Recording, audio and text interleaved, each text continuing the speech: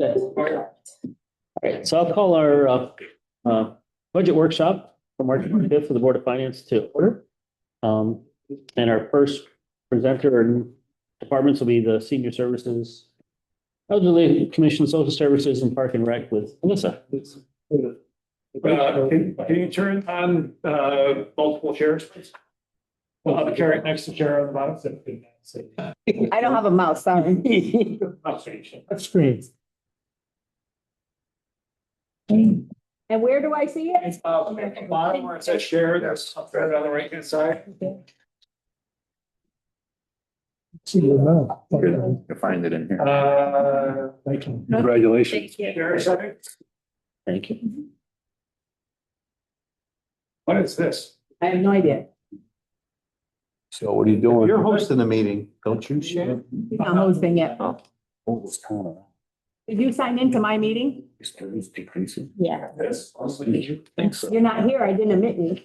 I signed into the number you gave. You're on now. Now you can share. Homeless. Good. I'm actually an educator too, Need the notes. but the mechanic do, how long. Maybe if the IT guy would just get a second mouse, you'd be all set. I had a kid that moved, like. So this school that he. Now we're sharing that. We don't need to share them. The transportation happened. Sometimes it's.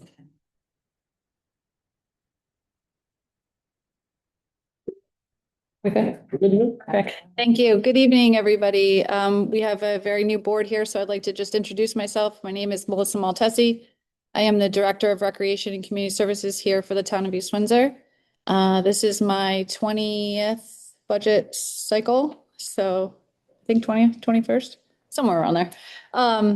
And so tonight I will be presenting Parks and Rec, Elderly, or Commission on Aging, we now have a new name, and Social and Senior Services, which are all housed under the heading of Community Services.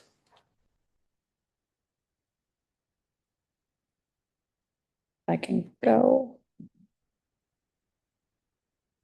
Not going. There it goes. It's just delayed. Okay.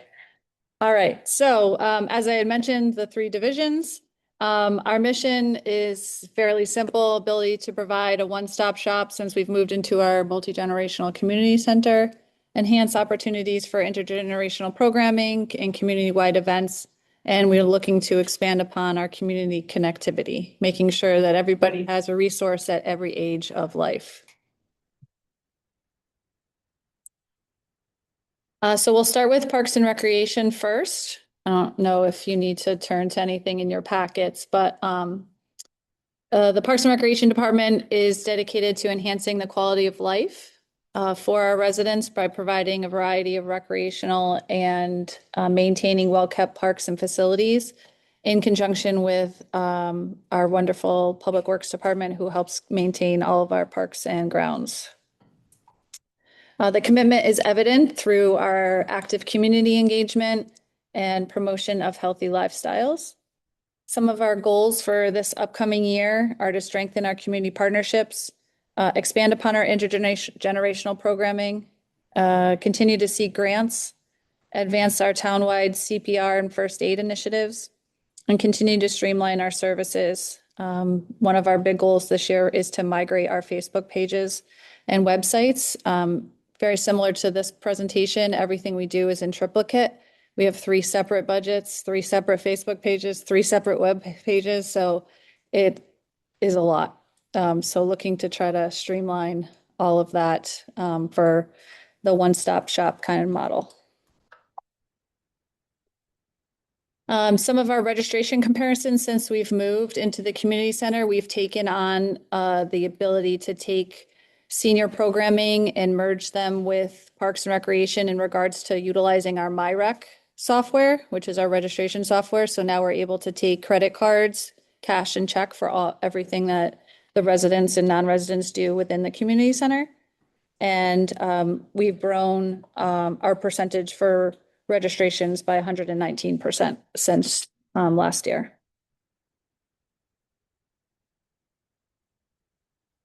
So for Parks and Recreation, our full-time clerical contract is out of contract currently. When we merged the departments a few years ago to create the Community Services Initiative, they needed a place to put the admin salary of all three, so they just put it in Parks and Recreation. So you'll see the admin salary. That is the one person, me, that administers all three divisions. And then part-time salary is on here for all of our lifeguard, snack bar, gatehouse, our 2 permanent part-time people in the office. And that reflects the 2% increase, as well as the statewide minimum wage increase that the state of Connecticut institutes. Originally, we did ask for a permanent part-time position for evening and weekend coverage at the community center, so that we would be able to offer more programs and some more fitness center hours. Unfortunately, at this time, it just wasn't in the cards, so that was removed.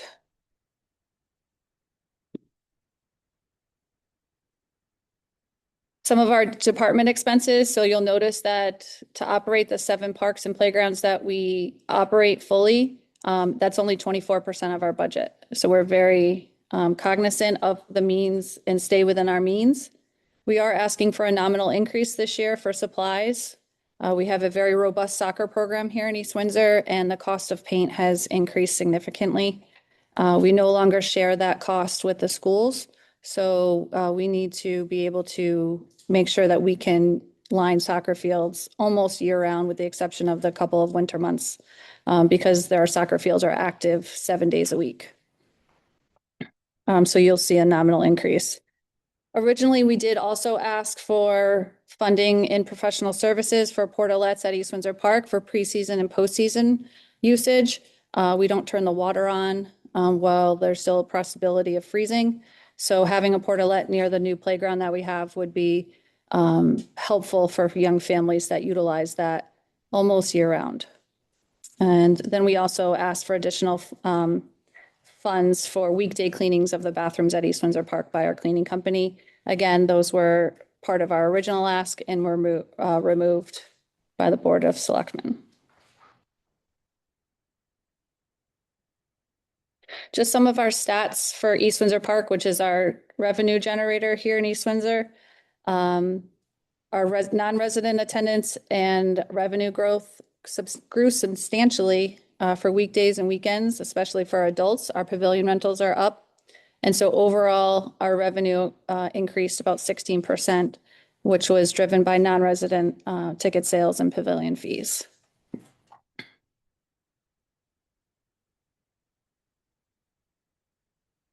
Some of our opportunities and challenges that we faced as Parks and Recreation are opportunities. We have a lot of interdivisional collaboration. My staff is cross-trained in all 3 divisions, so that if anybody is out, the job still gets done, no questions asked. Park upgrades, we've been doing a fantastic job of staying on top of making sure our infrastructure is strong and seeking grants when available, or good sales in regards to playground equipment, so that we're not paying full price, but still getting a good product. We've jumped on the pickleball train and have 2 new lighted courts down at Warehouse Point Park, or Osborne Field, as it's well known for. We did receive a youth sports guidance grant from the National Recreation and Park Association for youth sports training. So that has been initiated. And then we're increasing our middle school and teenage programming as well. Some of the challenges that we face is our seasonal staff retention. We tend to have a good 3 to 4 year hold on them for their beginning of college years, and then they go for internships and such, and as I call it, get big girl and big boy jobs, and then we lose them. So it's kind of always a cycle. Parks maintenance staff retention is difficult. It is labor intensive, and sometimes we're not able to find part-time help for that. Obviously, the weather is a challenge for us when planning, but we do the best we can. And then our open gym offerings are sometimes a challenge because we only have 3 gyms here in East Windsor, and they are very, very well used by the residents in the school.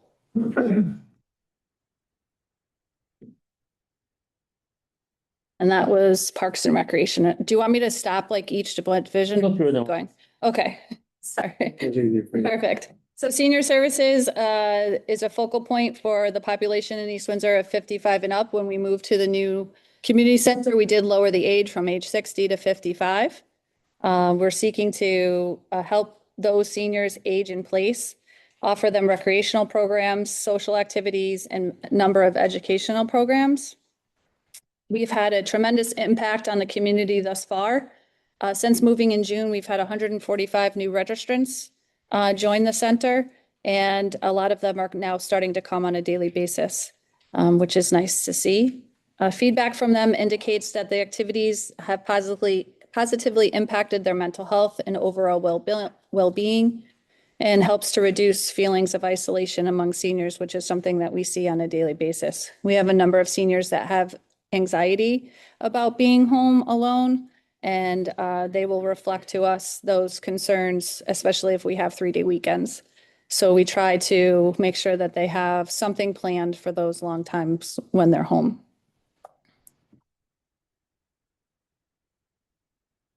We do 2 types of meals at the community center for senior services. We do congregate, which is the ones that eat in-house, and then Meals on Wheels are for our homebound residents of East Windsor.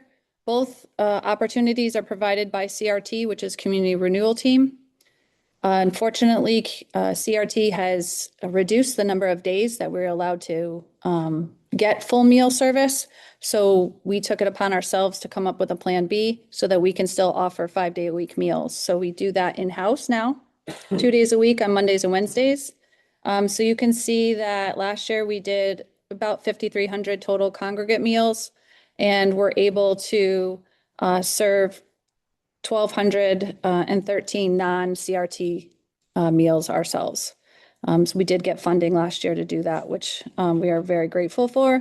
And we have a very robust business and organization sponsorship program where they will come in and do lunch and learns for us and teach the seniors something about their business or a skill that they may have, and they'll feed them lunch at the same time. So it kind of benefits both of us.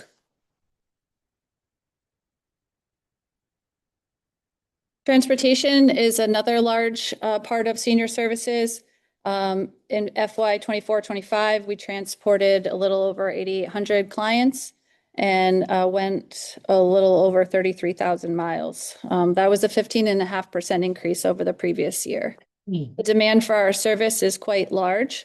Unfortunately, we've started to have more denied trips due to the demand, and we have a vacancy for a part-time driver at this point. Originally, we did ask for the part-time driver to become full-time, but unfortunately that was cut out of the budget this year. So we're looking to fill that part-time driver's position. If you know anyone with a CDL and passenger endorsement, we are hiring for that.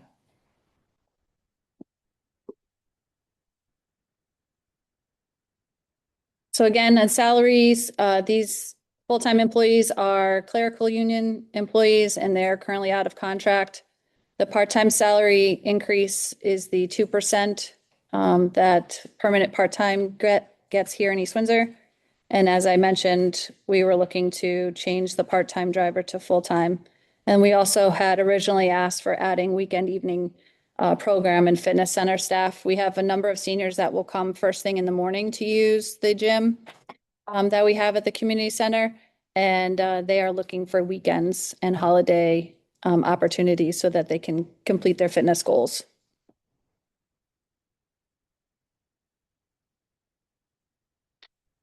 And very nominal amount asked in supplies for change. That's the only change that's reflected here. And that would cover the supply line to cover coffee and supplies due to the increase of participants staying longer for the day. So a lot of them now will come in at 9 and they'll stay till lunch, and then they'll stay again for the afternoon activity. So seniors like coffee.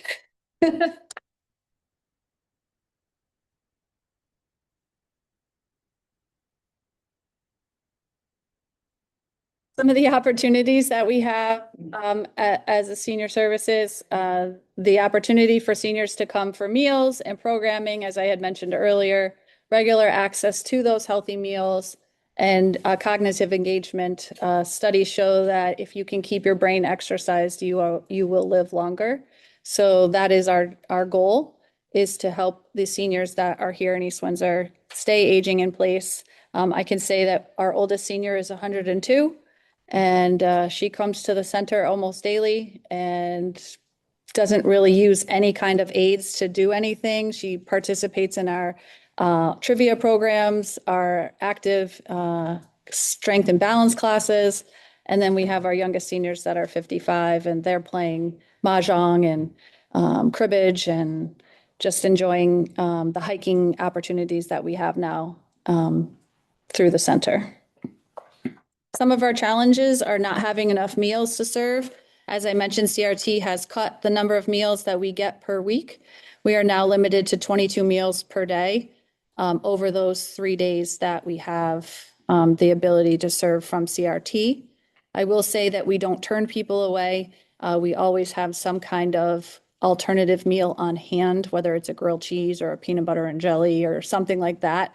So we also encourage those that might not like what's on the menu for that day to bring their own lunch so they still get the socialization factor.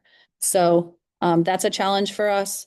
The financial constraints, as everybody has been hearing, everything's going up in cost. So the ability to afford programs and trips is something that's starting to present itself at this age. And then our mobility and physical limitations.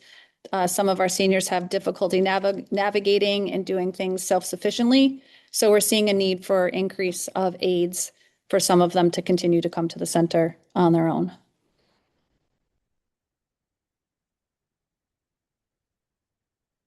Want me to talk about this? Yeah. Okay, sorry. So in their original ask for senior services, we decided to ask through what we would call the RFP process to put in a geriatric social work position. Originally, we had asked for it previously with funding from ARPA interest in the amount of $200,000. That was voted down at town meeting, unfortunately, but we have really seen a need, and it's really a passion of mine to make sure that we are able to provide all kinds of services for our seniors. And as I mentioned about their isolation and worries, this is something that we're seeing on a daily basis. We need someone to help us with case management and coordination, linking our clients to community resources, managing home care. We had one senior pass away this week that she has no family. She left no list of anything. And the funeral home found out that she came to our senior center every day and started calling us and asking us what they wanted us to do. And we don't know. So trying to make sure that they are prepared for end of life and all of those types of things, those difficult conversations, and the case management that goes with that is more than my 25-hour-a-week program coordinator is able to do at this time. So just looking for some contracted services to help us with those sensitive topics. You won't see this in a budget line item right now. We did take it out of the professional services line as the Board of Selectmen voted, I believe, to send it to you guys at a future meeting. Oh, okay, tonight. Surprise.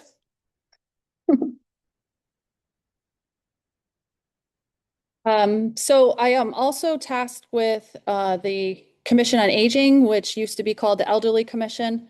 And our chairperson is here, Ms. Sner. So thank you for joining us.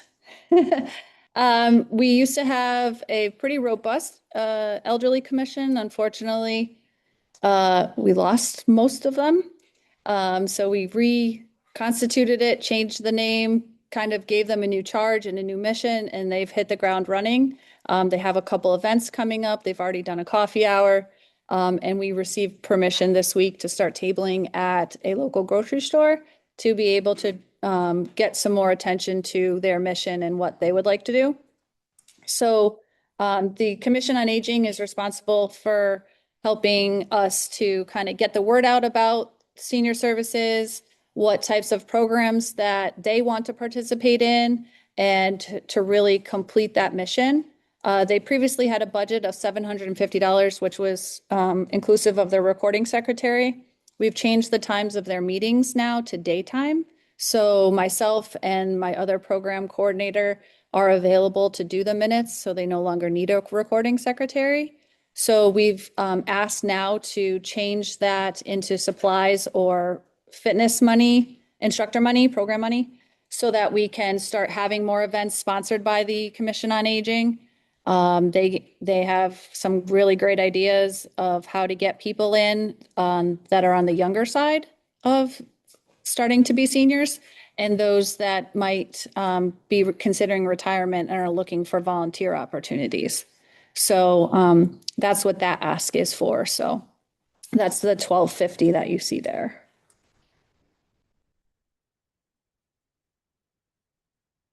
And then my last one is social services. Their main function is to help ensure the most basic of human needs to meet our town residents. Through this process, we conduct a needs assessment for everybody that walks through our door and try to help game plan for the challenge that might be facing them or their family. Every day is different. You never know kind of what's going to walk through the door. And we hit everything ground running, ready to go. And if we don't know the answers, we try really hard to work with our other agencies. This is where our communication with first responders and the police department and elderly protective services really come in and help those that are facing any challenges. So for this one, also they're clerical employees, so they are again out of contract. I have one permanent part-timer, so that would be her 2% increase. And that's the only changes in the salary piece. Just so you can kind of see what our days look like. So those that are in the first column on this chart, those are the appointments that were scheduled on the books, ready to go. We knew walking in that we had those people coming in, 44 people coming in June. Well, throughout the month, then we had 21 more people walk in the door with a whole variety of things. So again, like I said, no day is the same. And you never know what's going to come on the phone or walk in or referral we're going to get overnight. Chief has wonderful officers that will give us the heads up of who they may have saw overnight on shift. And can we follow up with some calls and helping those that may need it as well.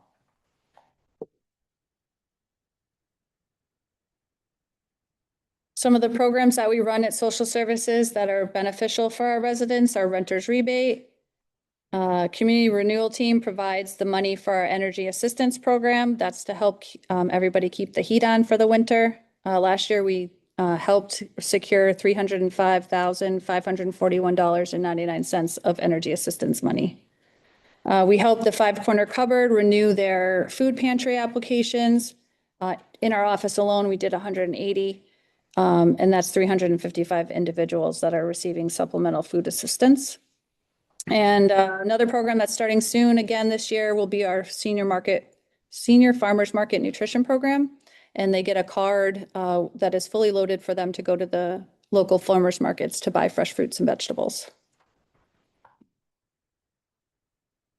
Some of our opportunities that we have are to refer clients to someone in the building now that we've moved. We used to have to send them across town. And so that efficiency has completely fixed itself. And then we're able to foster empowerment through educational workshops, job training resources, and specialized care for seniors and people with disabilities. Anytime we give anybody financial assistance for anything, whether it's utilities or rent, they have to do a budget workshop with us so that we can try to help them see the big picture of how they're spending their funds, how come they weren't able to pay their rent that month, and what plan can we help them put in place so that they don't get put in that situation again. It's not just a Band-Aid to fix it. We try to help them with a plan to fix it. Some of our challenges is we never know how much money we're necessarily going to get from the Connecticut Energy Assistance Program. So we try to be financially responsible and help those that are ordering oil and things like that for themselves, so that they can keep the heat on all winter. And then a big one for me personally is the current process by which landlords serve their notices to quits, because I have to do the evictions here in town. They're waiting so long to actually complete the notice to quit in the eviction process. By the time they get to us to ask for funds, there's $15,000 to $16,000 behind in their rent. And unfortunately, there's nothing that I can do for that. So we've seen a major increase in evictions lately. No programming, general assistance increases. All of this was flat this year. We do look for a number of grants and donations to help us stretch our local dollars so that we don't necessarily have to come back and ask for edited appropriations. And that's it. Thank you. Now just, the board can ask some questions. I'll ask one. I mean, obviously, if all the cuts that the selectmen made to your budget, you have one priority, which would it be to put something back in if we're to be able to put something back in for you? Hypothetically, I'm not saying we will, but if we were to put something back in, what would you want? Staffing for the community center so we can extend our hours. You take that over the geriatric visit? What we're gonna talk about later is that the geriatric position can still be done in the same way that we outlined last fall, which is non-budgetary. Using non-lapsing grant funds, that doesn't affect the general fund. So I agree with Melissa's perspective that extending the hours of the community center is a significant impact to the community. But you can't do that, using well, I suppose you could, but you're gonna sunset those services. Using the grant funds allows that to succeed beyond the fiscal year. And also allows us to test whether, to what degree we need to continue that service moving forward. So in that case, you can do both. My question as far as the geriatric was, that would be, you're asking for $50,000 in professional services, but that could be several different people, an expert in one thing and an expert in another thing. So it's not one person that would be, it's a bunch of things that you're looking for.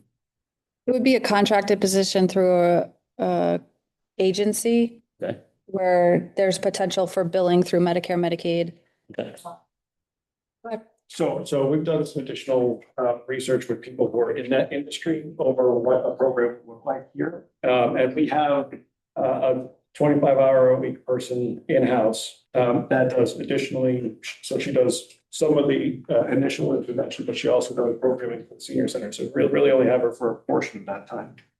The true geriatric social work function would be doing things like diagnosis and long-term care. What we're missing is the link in the middle. That person who is going to do the follow-up for the initial contacts that are made in the community center, the in-home visits, the referral to service agencies. That it's not just as simple as saying it's a geriatric social worker. So you'll notice my verbiage has changed on it because it really is geriatric service intervention. We're looking to contract with a caseworker through an agency and bring down the funds there. So somebody else is paying the overhead, somebody else is paying the benefits. We're just paying a straight hourly rate for the service. And thereby, we're also not dealing with any collective bargaining. So that's, okay. All right. That's my question. Anybody else have questions? I have a question. On our budget, we have $1,000 for Your Community Cares. It's a program that we agreed to about a year ago. My wife was involved in it. She was a nurse for many years at Manchester Hospital. And when we moved back from Florida, she wanted to do some volunteer works and she joined, even though it's UR Community Cares, it's called Your Community Cares. And they're present in 150 towns in Connecticut out of 169. They have about 1,000 volunteers. They have about 1,000 patients they see on a regular basis. But it's more than that because each patient has to have, each companion visit has to be, have a background check. And that's where the money goes to. the person providing the service, the volunteer, and the person they're visiting has to pass a bypass. So in reality, they have the same visitation person for as many years as that person needs the help.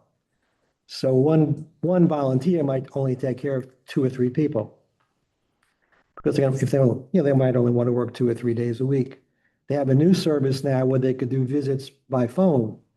And it's really geared towards people over 70 as a requirement, unless it's a handicapped person, they could be 18 or over. And they have to live alone. So it's a perfect companion situation. They might visit to play cards, to talk, just to have somebody caring for them, and even be able to call them to see how they're doing. When my wife was doing it, she had to do it in Manchester, she had to do it in Vernon, she couldn't do it in East Windsor, so she stopped doing it. And that's why she presented it with the person who's in charge. The problem is we didn't take advantage of the service because the way it's set up, there's really only one person running this for the state of Connecticut. She might have a lot of volunteers seeing it. I'm not sure what type of staff she has to do paperwork. So they require that the town puts up the $1,000 for the visits, and the background checks. And that's how they've done it in 150 communities. Our position is we want to, get an invoice and then pay it, and they're not equipped to do it that way. So what I'm requesting, based on this is if we can, figure out a way that we front the money. They're doing it with 150 towns. That's a lot of towns. So they must have all felt confident that the money would be used properly, or somehow the bookkeeping would be correct to carry it over. I don't know that answer. I don't work there. But that's my premise is we have it in the budget. And you just talked about reaching out to people that needed services. Well, here's a service and it's really pretty much almost free. So Michael, just because this is your first time around, that's not something that falls under Melissa's portfolio. That's something that's actually in our activities and fees, which we'll talk about later on, but that's Okay. not something that Okay, falls under her. okay. Well, thanks for listening. You're welcome. That's the premise. I don't know what department takes care of it. It's under activities and fees. Okay. We'll somewhat discuss that when we get to. Was activities. it, CRT meals, could that increase with the number of people that you're starting to see, or is that just gone forever now? So that's a federally funded program. So They if tell us what they're gonna. they tell us, we get, Yeah, I didn't know, So many- because of the increasing in the numbers of it. oh, so it doesn't matter what our usage is. Oh, it doesn't. Yeah, they dictate the number to us. Like they tell me I get 22 meals on a Tuesday. They go dartboard. Yeah, pretty much. We were one of the lucky ones that got to keep 3 days. Other communities went into 2. Holy cow. Any other questions for Melissa or her departments? Thank you for your service. Okay, I guess you were off the hook. Next on the list is IT, Public Works, Town Property, Road Improvements, and the Building Committee. And sanitation. Sure. Can we get that on the Wi-Fi? You want to see your Wi-Fi or the test one? Oh, Joe. No. Director of IT's coming up, Bill. Yeah, what's the problem? I think I got it. Where is it? DPW? Shared drive. Be there. Hopefully this one. Yeah, that's.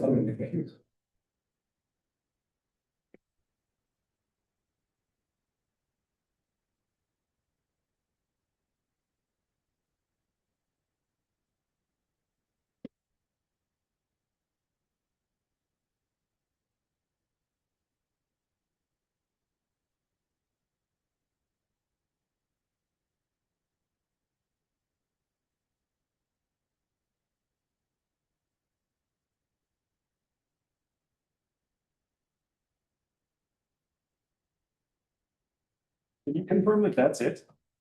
That's it to me. You'd like it up. Just a point of clarification while Jason's bringing that up. I'm not the 102-year-old person that Melissa was talking about earlier. They changed the rules, so now I can go to the activities because they changed it to 55 and I'm over 55 now, so I can go to activities now too. So. Okay, I don't know everybody here, so, my name is Len Norton. I am the Director of Public Works and the Town Engineer. My Deputy Director, Joe Sauerhofer, is in the back of the room, who will possibly help with questions. So let's go to who's doing that, UJ? Okay, please. First, I'm gonna go through this rather quickly because it's getting late. That's basically just our org chart, starts at the top with me and it works its way down to our maintainers, operators, which is the public works staff. Slide. So the first budget that I have here is IT. So we take care of the technology services, the software licensing, and the internet. Next slide. Now, on this slide, you're going to see that we have professional services, purchase services, software licensing, cable equipment. I believe in your packet that you received, in your booklets, you'll see exactly what we have for purchase services and the software that the different departments are using. We really, at Public Works, kind of manage this. We help out somewhat with we manage the consultant and we take care of the IT issues that we can take care of, the passwords, the printers that don't work, that sort of thing. The software is basically several months prior to the budget. We send an email out to all the department heads and we ask them, what are your software requirements or needs for the coming year? Please reach out to your vendor and get us prices. So that's the software detail. The purchase services are the things like our security, our patch, our virtual town hall, the cloud retention, sonic wall, that sort of thing. So we had actually requested an extra $10,000 in the equipment line that the Board of Selectmen cut. But that's where we are there. We would have, bought a few more computers, what have you. We're trying to stay ahead of the curve on the equipment, but we do what we can with what we get. Okay, next.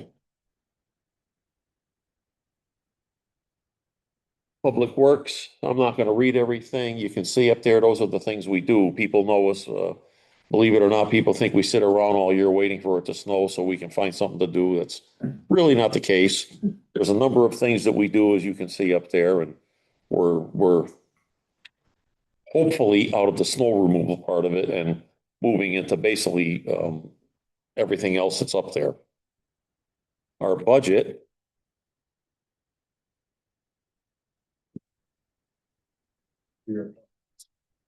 Or accomplishments. Well, again, I'm not going to read it. The accomplishments, we were able to pave, we do what we can with the money we get. So we had enough money to pave Plantation Road, Dempsey Road, and Napoleon Drive. We managed the connectivity grant sidewalk. There's a brand new sidewalk, if any of you've seen it.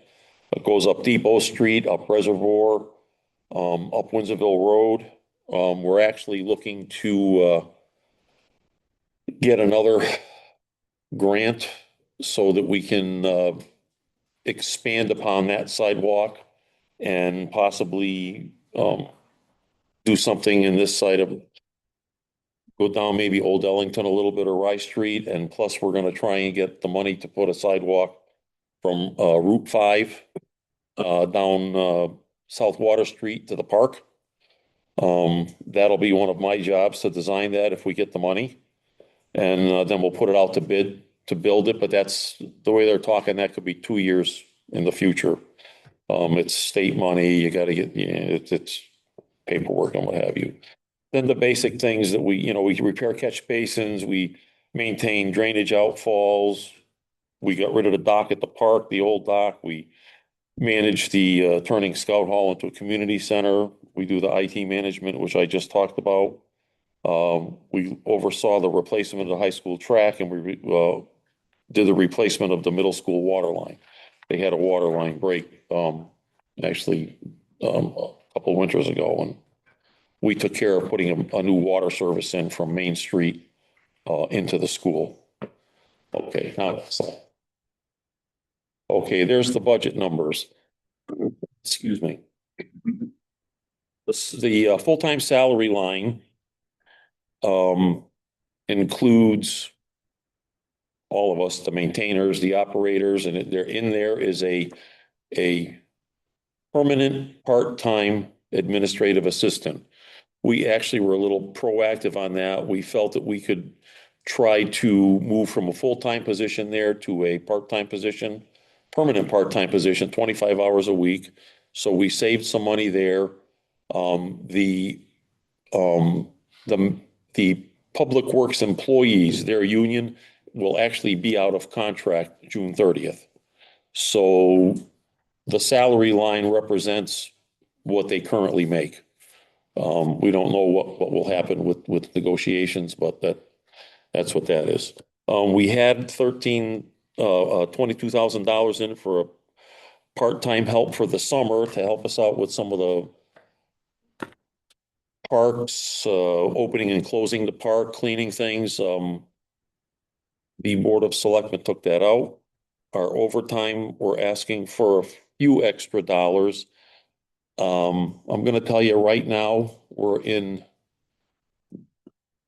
almost in April. You know, we got a few more months left. We're currently almost $52,000 over in our overtime budget.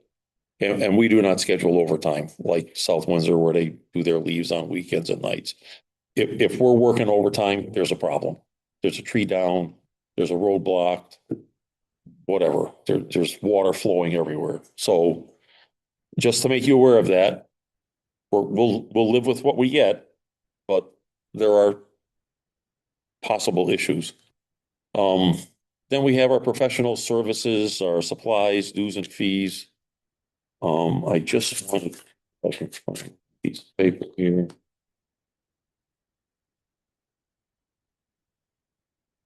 Professional services, just to give you an idea as to what we have under each item there. Professional services, we provide uniforms for the gentlemen. We have a stormwater monitoring that we have to do. We have minimal purchase services. And we did have $100,000 in there for design services and engineering. If we had to subcontract that out, that was removed. Supplies and equipment, the gentlemen get a shoe allowance. There's equipment needed for parks and grounds and highway signs. We also in the contract, the last contract that was negotiated, the gentlemen get a stipend if they have a CDLA endorsement, which means they can trailer versus just driving the 10-wheelers that we have. And then we have the education and dues is basically that, education and dues, workshops, dues to subscription. So that's Public Works. Any questions or you want me to just keep going? Keep going? Okay. Okay, we have a few photos that we threw in here. That's the reconstruction of the track at the high school. You can see where it was ripped out on the left and then replaced on the right. It did. It came out very good. Next pictures. We repaired some erosion. The left picture is some erosion at the park that we took care of, and then the bubbler that was added to the pond on the right-hand side, also at the East Windsor Park. Next slide. Road improvements. Somehow.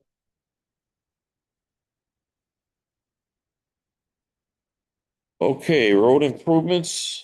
You can see everything is flat there.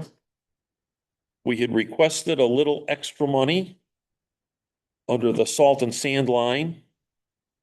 Salt actually went up $3 a ton this year, and we purchased it off the state bid. I'm receiving the last 500 tons I ordered maybe 3 months ago. Yes, and there was a problem with it. That budget line currently is $48,000 over because of the increased cost in the sand and salt. Um, just to let you know of that. So that one's zero increase. Next.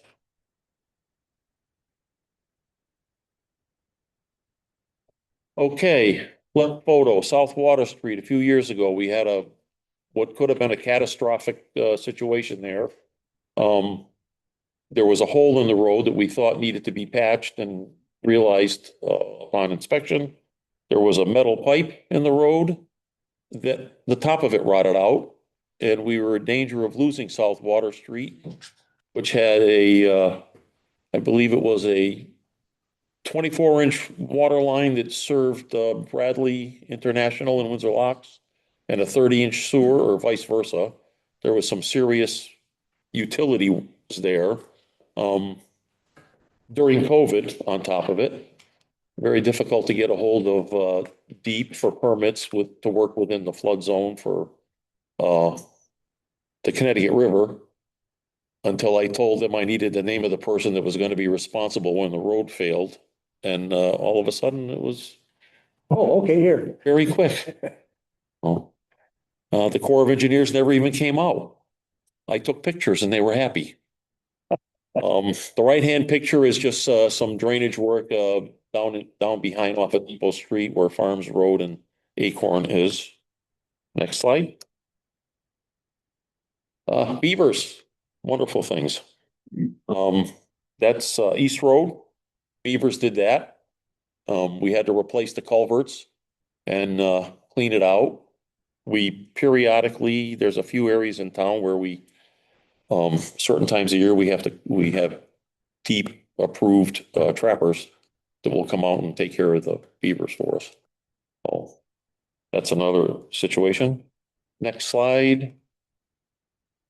A drainage outfall off of Pleasant Street where we had to replace some catch basins in the road and get an easement through some properties to take care of a drainage problem. Okay, next slide.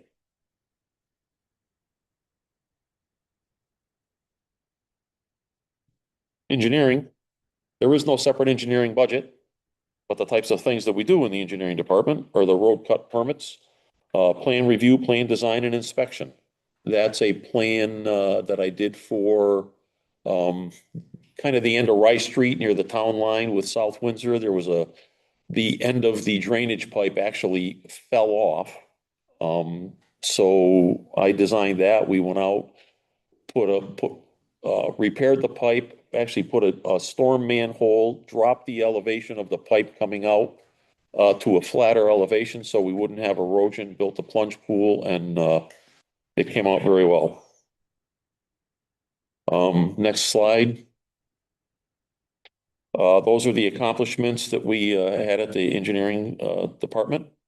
We have a bid going out soon, hopefully, for some double box culverts, Highland Avenue. We did a new park outlet structure that is out to bid that we will be opening on Tuesday to replace the outlet structure that's at the East Windsor Park. Obviously, at this point, we won't be doing that until fall because the park wants to open. I did design a swale to take care of some erosion that we opened the bids today, and we're going to get right on that and have that done before the park opens. And then, there's a school, there's a water main at School Hill and Park Hill. The outfall I mentioned, working with consultants to do a new pavement management plan and doing our town stormwater management plan, EMS4. So those are the types of things that basically I do for engineering. Next slide, town properties. All right. This is a tough one. This includes all of our town-owned buildings, the repairs, the utilities, our street lights in town, which we pay for, the heating oil, gas and diesel for the town vehicles, and the central supplies. And that happens to be a picture of the HVAC unit a new HVAC unit being put on the annex. The next two photos are of the community center as it was being constructed. Next one, and then one more. Left side, new sidewalk that we installed down at Osborne Field. The right side is a handicap accessible ramp that we brought from the parking lot at the East Windsor Park down to the beach area. Next slide. On property. I think Melissa mentioned about how everything's getting more expensive. So okay, so I guess we get it. Things are getting more expensive.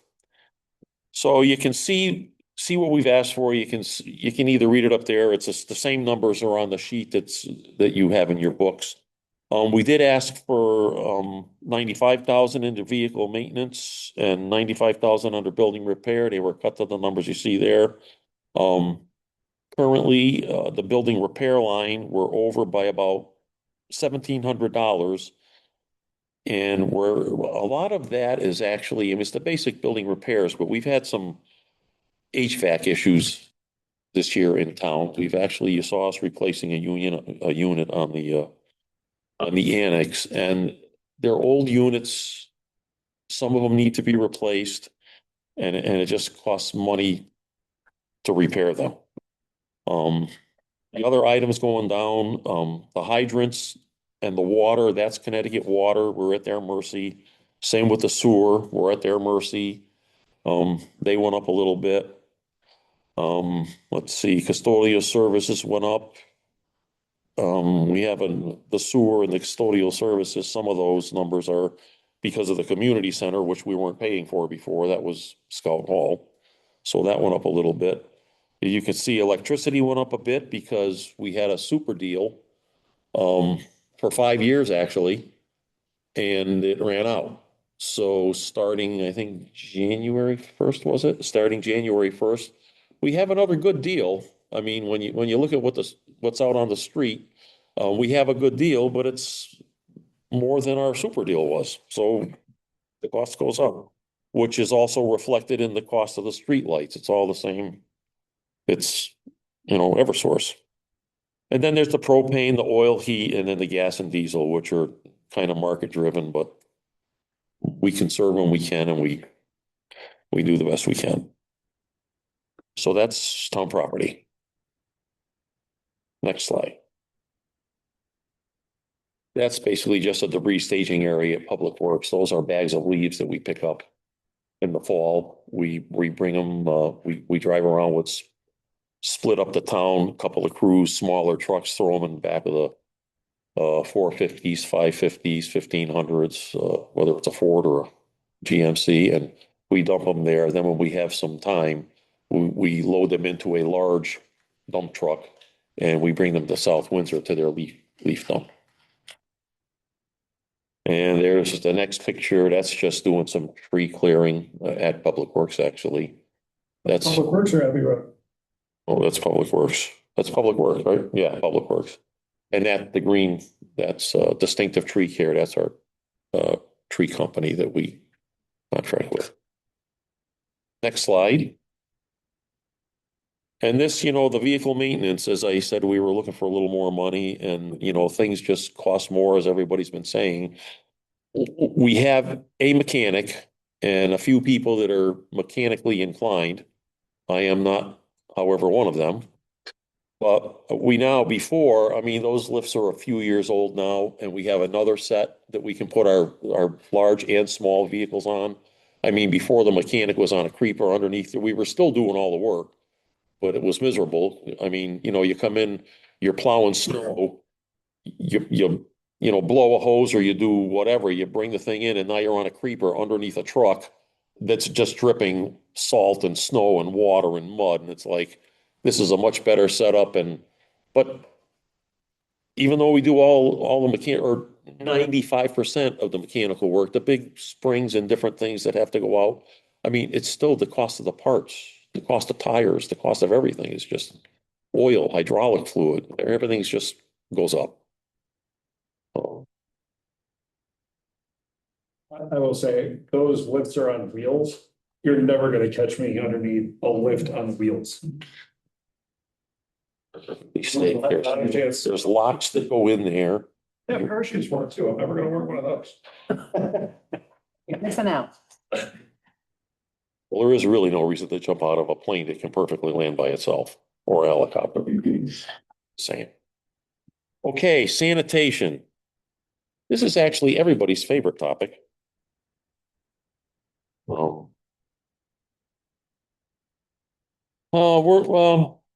We contract obviously with USA. And we do trash collection, recycling collection, household hazardous waste when we can, bulk waste, pick and drop off, replacement of the collection bins and dumpsters. So basically, for our weekly trash collection and bi-weekly recycling collection, that is USA, All American Waste. We contract with them, they pick up the trash and they bring it away. Same with the recycling. Household hazardous waste, we contract that out when we can get it into the budget. We try to do it every year or two, and it's amazing. A lot of stuff shows up when we do that. People, and it's better that we do it that way, otherwise we're finding it on East Road or somewhere. We do a little bulk waste drop off and pickup just to make things a little more easy for people. And then we coordinate with, we don't actually supply the bins and dumpsters and what have you, but we coordinate with USA to, if you have a broken bin, if there's a wheel broken or a top or what have you, if you call Public Works, we call them and they will either fix it or replace it.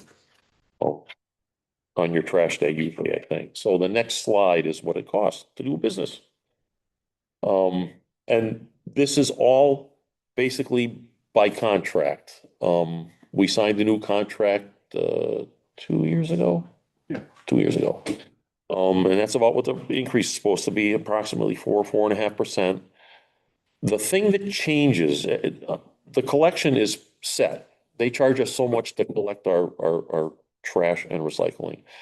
It's the disposal and what have you that costs money. The more we basically pay by the ton. So the more they dispose of for us, the more it costs us. The less they dispose.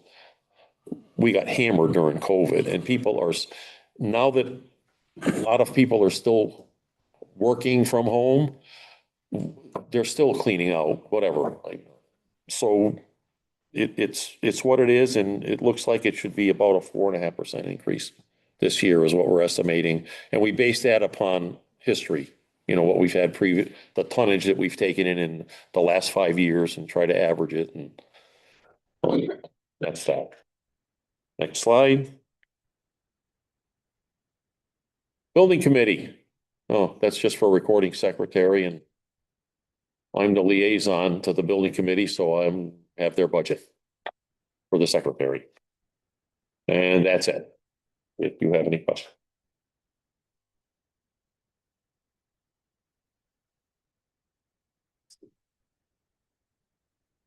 We had just a couple, under professional services for Public Works. That was for design for projects that are upcoming that we could possibly have grant dollars for, so we need, correct? So we could potentially not be ready if a grant's available. Yep. Okay. And this next one, maybe I don't know if it's a comment or a question. The streetlights cost us more than the electricity in all our buildings? That include, do we have to pay for the streetlights like on state roads too, or is that just town roads? Yes. So the state roads too are included? Yes. We have like 1,200 of them. Yes. I actually, at one point, when I first started working here, well, not actually when I first started working here, when I first started to become responsible for town property, which was the streetlights, I started telling the state, or actually Eversource, if I'm paying for the streetlights on the state road, I want to get rid of some. And the state's like, well, you can't. We need them. They're. Yeah, but I'm paying for them. Yeah, but it doesn't matter. And I assume they're all converted over to LED. We also pay the electricity for the stoplights, for the traffic control lights, by the way. They get a good deal. So I assume they've all been converted to LEDs. There's none of the old style ones out there. or? They're all, we converted them all a few years back. They're all LED now. I think we got them all, pretty sure, driving around town. So as efficient as they're gonna be, there's no. Yes, yes. Yep. Anybody else?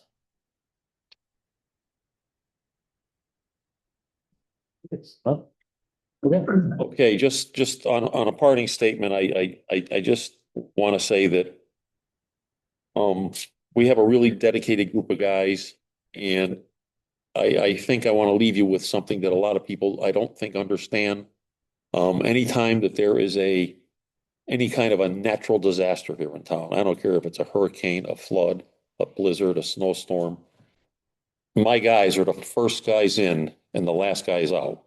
And there's nobody going anywhere unless we're out on the roads getting them there.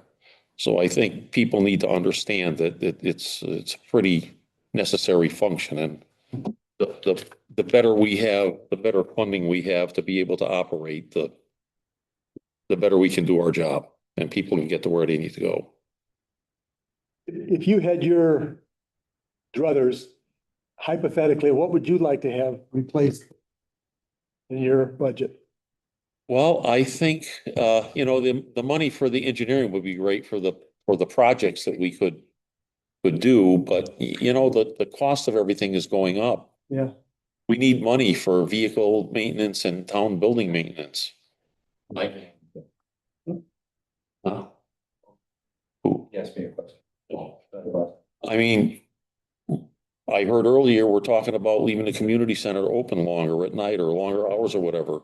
The lights are on, the cleaning company, I mean, this all costs money. And people don't always think about what it costs, but I don't have that in this budget.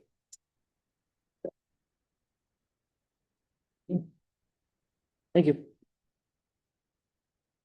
I'd just like a minute and a half to go grab a charger.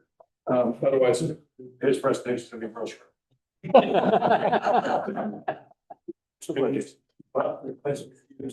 Yeah. So what he's saying is he didn't have the money. To go Instead of- right now. That's to keep us here till now. We know why. It's like that. There was no money from the power company. Hasn't been changed yet. It's just plug it in, have time. Have a, I can't bring a plug. Oh. He's gotta go find a new seat. Next to a wall. Gotta send him to the corner.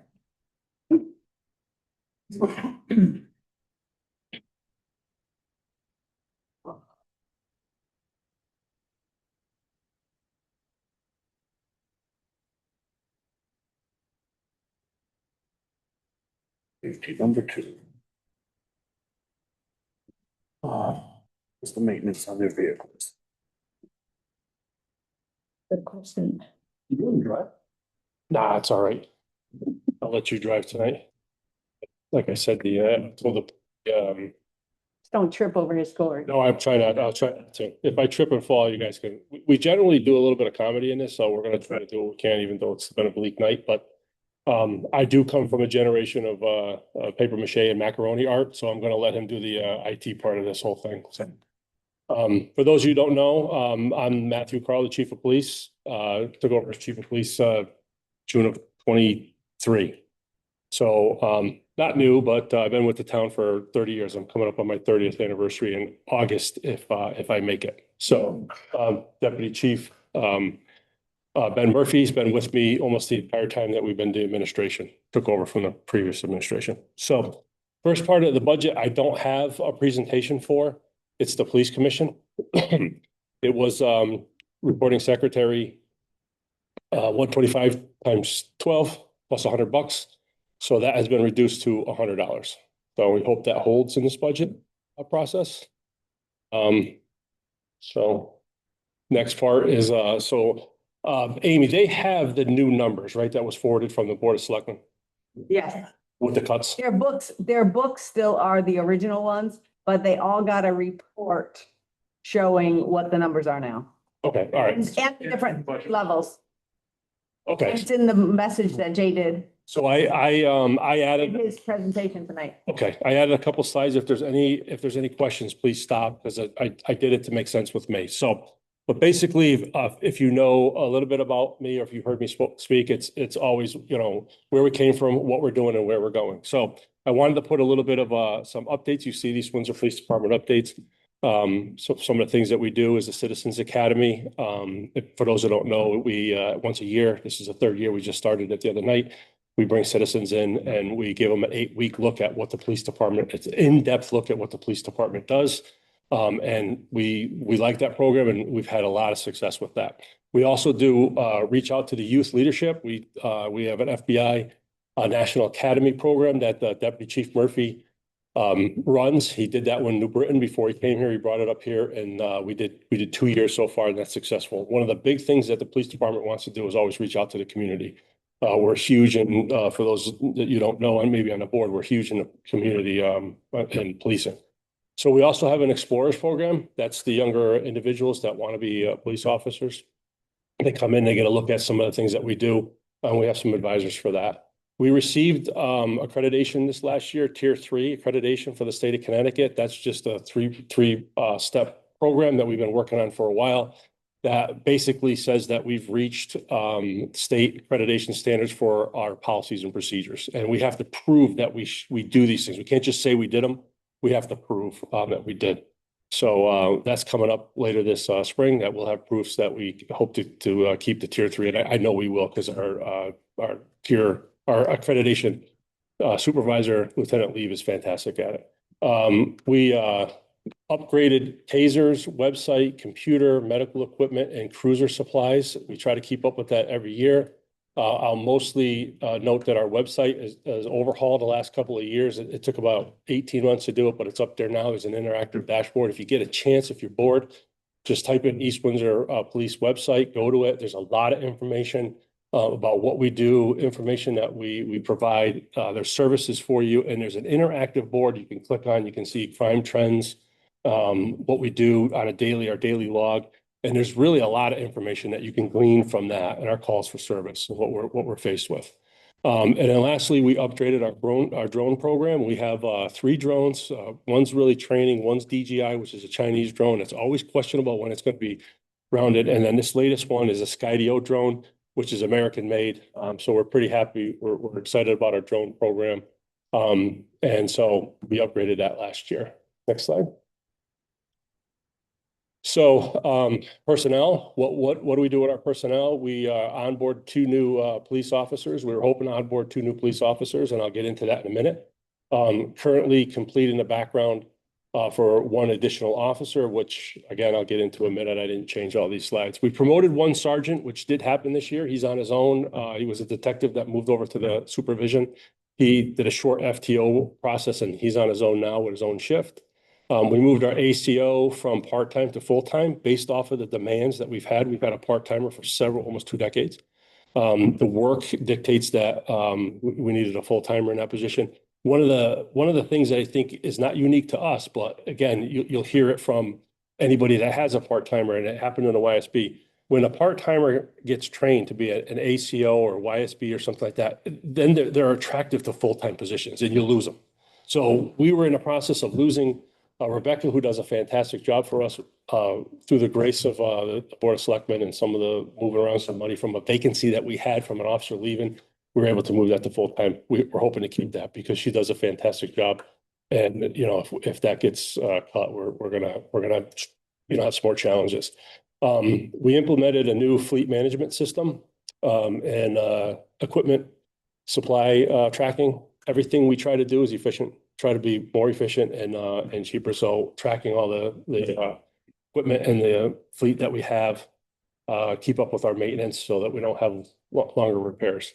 And then that bottom one, we received the FBI Trilogy Award. So basically all of your command staff has the FBI. There's 3 classes, supervisor, executive, and command are the 3 classes. Deputy Chief and I had them, and then both of our lieutenants finished that. So they recognized our police department having the Trilogy Award. And again, education is big with us. we try to get our officers to make sure they have bachelor's and master's degrees. If they don't, we encourage them to go back to school, and we pay for that in our collective bargaining agreement because we believe that educated police make better decisions. Same thing with continuing education for leadership type of stuff. So we want all of our supervisors to go to FBI LEADA, and we're hoping to get all of our supervisors training process. So again, they make better decisions. Shoot, next one. This is basically all that says is this is a plan, it's a public safety plan that we were going to implement to keep up the services that we do in town. So I won't spend a lot of time on that for, respectful of everybody's time tonight because it's late. So we could move to the next slide. Okay, so projects completed in 2025. So goals and priorities. We went live with the website. This is a challenge I can read from here. We went live with the website. I already discussed police department training for CIT. I did want to take a minute for that. CIT is critical incident training. It's a model our officers understand. So you can imagine they're going to a house and there's somebody's in crisis or in mental health, or see it trains them on how to deal with and recognize what individuals are going through. That's not psychology like, oh, this is schizophrenia or this or that, whatever, but it recognizes what the officers are looking at. It's a model that starts with our dispatchers, phone calls made. Okay, this is what's happening. The information that goes to them. They're driving there. They're looking at reviewing our policies and procedures and thinking through their training. How do I want to approach this? Do I have the right resources? Is this even a crime? What do I need there? And recognizing how to de-escalate situations. We have almost all of our police officers trained. We're proud of that. And I don't think there's any other agency that can say that. When our officers are going to the scene, they're mindful of what they're looking at and not just, it's tough when the officers are going to mental health calls and what we're presented with, there's some tough situations. And I think you can see some examples that happened in Connecticut recently. And it's just tragedy. Tier 3, I already talked about. Advanced we're advancing the town radio project. That's been a project that's been going on since 21. We got a consultant in 21. We've worked through the process. We signed a concept design review in the fall of 25, and we're working through that. It's a difficult process, but we're moving it forward, and that's something that's going to be talked about for, I think, a couple more years to come. We're working on the police department building project. We talked about the renovation of the police department, but it's basically a reasonable renovation. We've contracted with an architect last year. We've been through a couple renditions that myself and the deputy chief and the deputy director of public works have met with, and we've rejected some of their proposals because they're just too expensive. And there's a couple things I don't want to get into it tonight, but there's a few things we're trying to fix in the police department because it's an old building. It was a school turned into a police department. So there's some liability issues we're trying to address, and I think we have a good plan moving forward. We just got a cost estimator, so we're going to try to look for some funding through congressional grants and infrastructure grants to see if we can do that. So that's in the works. We're moving that forward, and again, the $100,000 that they lost in public works that's one of the things that might have been used for furthering that design. So it's a true loss. But and then 5-year strategic plan for the IT we finished. So IT costs we're trying to control. You understand that the Len Norton just got up here and talked about how the IT, we're trying to keep those costs down the best we can. So we have a 5-year projected plan. When something's going to come up for our, like say our Axons our cameras have to be replaced, computers have to be replaced. We can look ahead and say, okay, this year is going to be more than that. Maybe we can plan and sort of separate that. So we're pretty happy with that 5-year plan. I'm working on one for the entire police department, but everything takes longer than you think it's going to be. So next. Projects for 26, some of our goals, traffic division. We've always wanted to do a traffic division. Obviously, this was all predicated on the fact before we've got some investments in the budget. Connection to CEN fiber. One of the issues some of you may know, we've talked about it. We don't have the speed for uploads down in the police department for all the things that are. We have our car cameras that are trying to load up video. We got our body cameras that load up video, and all the systems that we're using in technology. We're trying to get to a 1 gig burst or 1 gig upload because right now we're stuck at 40 megs. So you can imagine officers doing reports in their cars. They go back to the station and they're just not showing up on the computers. They're just stuck. No matter how fast we can make the modems and the cell towers in our connection go, we're just stuck with that 40 meg. So recently we signed with CEN for upgrading that fiber, and we're hoping that that project comes to completion. There is, we're going to continue with the radio project. We're going to continue with the architect design of the police department to the extent that we can with the troubles that the town has financially. The C3 curriculum for 5th grade, we don't have an SRO. I'm going to get into that for a minute in a little bit, but we have a community officer that does, she's a liaison to this to an extent with the schools. She does YSB. She does community outreach. She does a JRB, which is Juvenile Review Board, which is required by state statute to have a juvenile review board. It's a diversion program for juveniles that get in trouble for lower level crimes. You know, stupid example would be they stole something in school, low level. They wouldn't go to court for that. We would use the JRB to do that. We have to have somebody that does that. She runs that JRB program, and she's our local LPC, local preventative council liaison with our partners that are there. So she wears many hats. One of the things we've asked her to do instead of the DARE program is to do this C3. The curriculum was paid for through opioid settlement funds. So she's in the process of getting trained on that, and then they'll go into 5th grade this next year, and she'll be teaching kids not only just the DARE component, but it's got a mental health sort of how to take care of yourself, how to recognize some of those things. It's a different type of component. The deputy, if you want to speak just a little bit about that, or it encompasses leadership. It's good, healthy relationship with adults.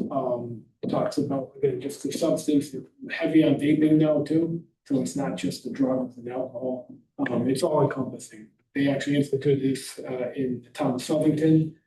We adopted it on my last year in the city of New Britain, and then instead of sending DARE, because DARE is kind of one shop, one stop. This is more broad, and it's very well received. So the good thing too is what the chief's mentioning is when we get community service officer Sanchez certified in this, she can teach other officers. She'll be the train the trainer. So we don't need to send her out for another $8,000 training every year.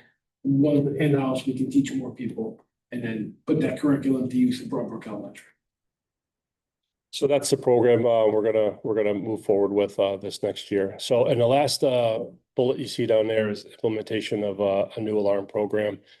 We've been trying to put an alarm program in place. That's the alarms that are going off, the burglar alarms and other types of alarms that go off. And most of them correct themselves, but a lot of times you get these habitual alarms that are going off every day, every single night. The owners aren't motivated to fix the problem, and we're sending 2 officers to these things, and it's just a drain on resources. A few years ago, we took a look at it, and there's a fine process. There's an ordinance in place that we'd have to fine tune, but our current software is not really conducive to putting this in place. So we're looking for another way to do this, but we were leaving about $26,000 to $30,000 on the table for alarms. You wouldn't get that, but if you can find them after three times, it's a little bit of motivation to say, hey, you know, you got birds flying around your warehouse, the alarms are going off, and our officers are going there 2-3 times a night. It's a little bit ridiculous. You know, you got to fix the problem. So we're going to try to put some teeth to that ordinance. Little tweaking we have to do. It's going to be a challenge this next couple of years, but those are some of the projects we're going to be working on. So you know that your police department is still reaching out to the community, trying to educate folks on what we do, you know, for work here and what value we have to the community. Next, and I apologize for going quick. If you got any questions, just interrupt, please. All right, so you guys got the handouts to the extent that you have in budget notes. We're going to get into the next slide. This looks at the budget. I broke it up so that this slide right here and then is about the salaries, and that's the salaries of the department. And then the next slide you're going to see the operations. So it's basically salaries and operations. Those are the 2 things that the police department budget has. This is people. The next thing is things. So clerical, you'll see an increase. So you've got the 3 lines there. We're going to focus in on the middle. This middle one, FY27, that's what the police department was asking for. The FY27 FS is what the first selectman, when he got a look at it, he recommended moving forward to the Board of Selectmen. But like I said, give me a minute to get through the explanation of how we got there. But that first line has an increase of a little over 4,000. That is collective bargaining agreement salary increases for the two supervisors that are in a supervisor union. So that's a collective bargaining increase. The officer salary line, that is the officer's salary increase and step raises. And again, that's not reflective of what was pushed forward. So give me a minute when you look at that number. We'll talk about that. But basically, the police department was out of contract for a little bit, a couple of the last budgets that I was here. For folks that remember, I had a very low increase this year. We had to add this two in there. So that's the salary increases for this last year that we've just hopefully ratified a contract pretty soon. And then next year's salary. Also the step raises. Police officers that they have about 5 step raises they go through. You start in the academy, then you have first year, second year, third year, fourth year, and it constitutes the 5 step raises. We have many officers that are in that step raise. They get a salary increase from year 2 to 3, 3 to 4, on top of the collective bargaining that they would get for cost of living. So if everybody was top step, you wouldn't have a larger number there. The overall number would be large, but you wouldn't have those increases. And I can explain that if you guys have questions later. Dispatch salary, again, step raises and cost of living. Same thing with the admin. There's 2 of us. That's the deputy chief and I, and that's a 2%, reflects a 2% raise there. Overtime, we left flat this year. We do have, for the first time in a lot of years that I can remember, there's some mechanisms that were negotiated in the collective bargaining agreement that allows us to fill positions more favorable to the town and the police department for filling an officer's position with not a supervisor. We can fill it with an officer. We're hoping that we haven't seen the effects of that yet because it hasn't been ratified, but we're hoping that that keeps the overtime down with the plan that we had here on the screen moving forward. So each year, that's a number that we have never hit, that 373,000 we've never hit. We've had overtime expenses much, much higher when we have vacancies or people that are not on shift. We don't have a very robust police department, so a lot of our shifts are minimum. There's minimum staffing that we're required to have on the road. And when we're on minimum and they take leave or somebody's injured or whatever reason, they're on some type of FMLA, we are sometimes filling those shifts almost every single night. So that can get costly, but that's the best number we could go with. Training salary, we increased, that's just a 3% increase from the ask of the year before. So that's how we train our officers and the things that we do. We do quarterly training for our police departments, which nobody around is doing. And we also do a yearly townwide training for emergency management. And then our other required training that comes from the state of Connecticut. And I know it's hard to believe, but sometimes they put in required training for officers in their unfunded mandates. So for example, they tell you have to have 4 hours of your body camera. Every officer every year has to have training for 4 hours of the body camera. And I'm not kidding. It's like being trained on how to flush a toilet. I mean, you do it every day. I don't know why we do it, but they put it in there. We have to do it. And it costs money when our officers do the training. So that's just the way it is. And then longevity stays flat. That's the officer's longevity for being on there. So next slide. This was the ask again. We presented this is the things, right? So professional services, dog contribution, we'll spend a little time on. Professional services, we asked when we presented before the Board of Selectmen on February 25th, 1 month ago this day, we asked for a $500 increase for just the fact that things are more expensive. The dog contribution's a little bit of a change. You see a big change there? When we went from part-time to full-time for the ACO, we included, that's really its own budget. In that number of 105,113, that's actually the salary of the ACO. That's also the benefits. The benefits are held in there too. So that's her medical, her contributions to retirement, and all the things to run the animal control. So the FICA. In FICA, her supplies and all the things that run there. So that's the increase of there. So you see that 19,713. It's actually only because it was much lower in last year's budget, but it had been adjusted to 85.4. And Amy can explain how we got there much better than I can, but that's its own line item. So that's what's driving that. The YSB here that's the Youth Service Bureau I talked about. That's a contribution that comes in from DCF. They give us 3 forms of funding. The town has to match one. I think it's the base. And it equals to 28,800. We use that and this is going to be germane to the conversation in the next slide. We use that to sort of offset the work that Officer Sanchez, our community officer, does on the YSB. So it's not in the salary. In that screen before, I budgeted it in the salary and I also budgeted it here. So it was duplicated in there. So when it was reduced by 28,840, that didn't affect anything in the police department. That's an actual $28,000, $840 reduction. That doesn't affect anything because it's in this line item and we get that grant. If we didn't get that grant, then we would be short the salary, but that's not the case. So let's talk about vehicle maintenance. That keeps all our vehicles going. We kept that flat at 40,000. Travel is $1,000. That's if our officers go out of town, and we have a fleet thing for Easy Pass. So that's their supplies. We had asked for a $500 increase. The first selectman, the last line there, it went down a little bit. You actually have in your, I think it's still in the numbers that you have in your budget. I know, Amy, when I looked at what was in Munis today, that actually didn't have the $500 reduction. It has the 22790. There was, I don't have it on my list. So, but That might be a key here. so either way, it's $500. Again, that the first selectman's budget, when I presented on the 25th of February, had it out. So we removed it from there. You have the equipment at 4,000. That we've kept in there because there's equipment that just breaks. Things that happen, a taser or here or there, however it is, it's what we replace for equipment, a switch or something like that. You'll see uniforms. The driving factor here on this uniform, again, when we presented on the 25th, was that we had 2 officer spots, and to outfit a police officer for their uniforms is a little over $7,000.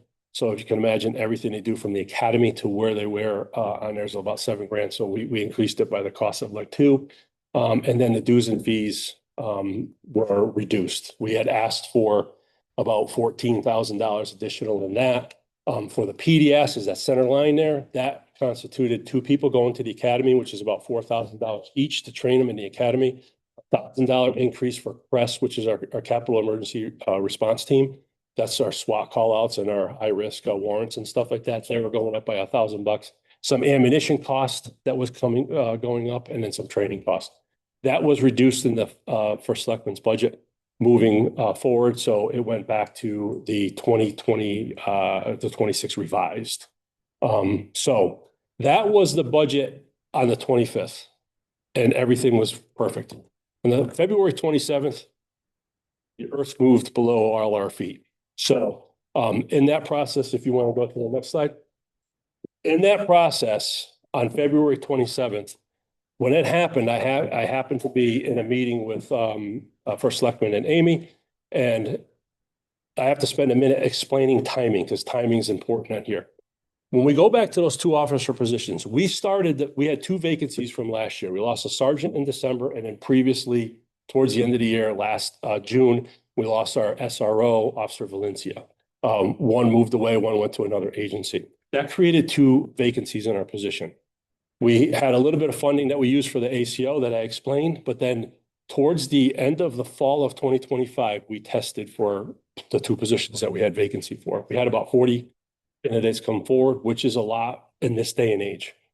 We tested them all the way through, and we identified one, happened to be my daughter. She was hired, given a conditional offer in January of 26. She completed the background packet and was done and ready to go to what was supposed to be the start of the academy on March 6th. That academy got switched to March 27th, which is this coming Friday. In that process, we went through and we had a few folks that didn't make it, right? So there was a couple people left over. We identified one that we wanted to bring forward. In February's police commission meeting, they were given a conditional offer. Early February, 2nd Wednesday of the month, they're given a conditional offer, and we started the background. So on February 25th, we're assuming we're gonna have the second spot, the second officer that's gonna be in there. The background's complete. We have a young man that we want to hire for the police department. On February 27th, we get the news that there's a significant reduction in the grant list. So because my operations is a little over $300,000, I had made a statement to the first selectman, Amy, that if you are looking at the budget in the police department, you need some large number because we are the largest budget on the town side. So if you look at that, what are we going to do? If you're doing that, I need to know sooner or later because I don't want to hire this young man who's been out of job for 6 years, enters into the police academy, and on June 30th, we run out of money because I have the money in this year's budget, but then we have this gap moving forward. So we don't want to necessarily move forward if it's not fair to him. It's just not fair, right? So it was determined over a couple of meetings that the police department had to have a larger chunk taken out of the budget. So we have the young man ready to go, but he's not going to the academy on the 27th because we just don't know what the budget looks like. So with that, these are the new numbers. The salary for the clerical stays the same.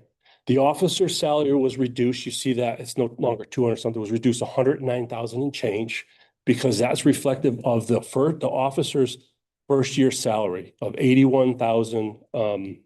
I have it exactly, but it's a little over $81,000 for the officer's first year salary, with his starting salary and a one-step raise that he would have gotten on March 27th of 2027. All right, that's only the salary. That doesn't constitute the benefits. The benefits is held on the town side of the budget, in basically Jay's budget on the town side. So it's not just the 81,000. So with that being said, there's the dispatcher salary that was the same. That's the same number. It's the step raises and the things. It's the same for the administration, same for overtime, same for training, same for longevity, right? So, Jay, go to the next slide. Professional services, this is the exact same. What's different in there is the only thing different from the last slide that you saw. There's two things. The $500 was in Munis when I checked it, Amy, for the supply line. But okay, so in the first selectman, it wasn't. So there's a discrepancy of the 500. We'll have to work out. It could be. You know, you and I can arm wrestle for it. If I win, it's 500 in there. Just keep the money. Deal. So, all right. So, anyways, and then the uniforms was reduced by the $7,000 for the second officer that's not going. So that's the budget moving forward. I'm going to stop right here before we finish the rest of that. This does constitute about a 4.5% increase, largely driven by the cost of living, collective bargaining raises. But a little under a year ago, when we lost our SRO, we had gone to the deputy chief and I had gone to the board of selectmen and we had told them that we had to suspend the SRO program. We were not going to be able to start the 25-26 year with an SRO because we didn't have a body to put in there. So we had hoped that we would start it this coming year around. Obviously, the reduction of an officer is going to cause us not to be able to fill that SRO position. But there's a little bit more to that too. So I'm going to pause here because the deputy chief had last year when we went through our budget process, the third vote when it was getting to the point where the police department and the board of ed was going to get caught, the deputy chief had made some wonderful statements about the importance of the effects of reducing our officers or whatever. So I'm going to have him speak a little bit to that right now, and then we'll come back to basically the rest of the slides in the other budgets. Chief, my words are going to be a little bit more pointed this year. I'll say off a caveat, I'm extremely disheartened that I have to sit up here again for a second year in a row and talk about the detriment of reducing a police officer for this town. And when the chief asked me to speak about this, I had been anticipating for a couple of weeks, may appeal to your intellectual vanity, maybe tell you how wonderful you guys are and do such a great job with this, give you doom and gloom, or even pit us against other police departments here. That's not what we do. But somebody in a leadership role, I have an obligation to tell you what the impact of this is going to be. This is my subjective opinion. I've been a police officer for 24 years. I came from a much larger agency where we did reduce officers and the impact was detrimental for years. So anecdotal as it may be, hear it out. 3+ weeks ago, when we had the Board of Selectmen's meeting and cuts were being discussed, Park and Rec made the recommendation. Wasn't so much as a cut, it's a denial of a new position. The town has now since made a way to fund said position. Broadbrook Fire was gonna lose $100,000. The chief and the commissioner got to stand up and plead their case. They're not losing their position. The building department was gonna lose somebody, but that's revenue. That's still in their building. Chief Carl and I are sitting in the back and not a single person looked at us and go, how is this gonna impact you operationally? Because I have tell you somebody who runs operations how it's going to. So this is my concern. It's been mentioned several times tonight. We have, in the last 6 months, approved potentially 500 new housing units in this town. A big box store, Aldi's, a potential big box store, Aldi's, and all this change, I should be conceivably standing in front of you asking for another cop, not the fact that we're taking one away. I reject that notion. I'm very much passionate against that, if you can't tell by now. Over the last 2 years, this police department has increased our motor vehicle stops over 150%. Enforcement, that doesn't mean tickets, drug arrest, DUI work, and the community events that speak for themselves. All the programs that Chief mentioned, we're actually in the middle of one and building a second one as we're doing this. We're this close away from one more injury or one of our pregnancy-aged females going off on FMLA to basically reassigning a community service officer. So what you don't know as a community is we're currently down 2 positions and we've had 2 long-term injuries. So we've been down 4 people for the last 4 months. Officers can only work so many doubles. Now, I understand this is not filling a gap anytime soon. This is long-term, but this is at least a year before we get somebody back up and running. That's if we can get a good viable lateral. So my concern is we're this close for cutting back on all the progress we made. And when you start reducing that, then we have to come back with our hat out, not only to backfill that, but again, we should. The chief mentioned, we've been down an SRO. For those of you who don't know, it's school resource officer. We don't have an SRO. We don't, and the security director is not armed in that school. So our CSO doubles as SRO. We don't have a traffic officer. We don't have a detective sergeant. So those are things that are beneficial, not just to the officers, the agency, the officers, but the town itself. So those are things that are going to take a back step with this. But here's my concern, and Mr. Mascata said this, and he's 1000%. It's not that it could impact morale, it is impacting morale. Because the officers are concerned, like, well, are we expendable? Like, where are we going to end up? That's a discussion I hear at the lunchroom table. Chief and I sit with these guys, and they're concerned. And the young guys are going, well, last in, first out. So how this impacts stuff, how it impacts morale, to shift expectations, what we're going to be able to provide service for the officers. So again, this isn't doom and gloom anecdotal. I worked in an agency where we went from 163 to 128. People, when they see when you start losing people, people aren't going to stick around. That's the retention. We have 6 or 7 officers with under 3 years on the job, which means they're post-certified, that they could basically pack their duty bag and be over in Vernon within a month.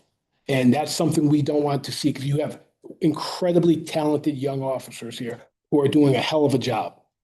And I will vouch for them very much so with my name and reputation. I don't want to take a step back on that. And the other thing is, right now, there is a hiring crisis for police officers in the United States. It's not East Windsor Police Department, it's across the United States.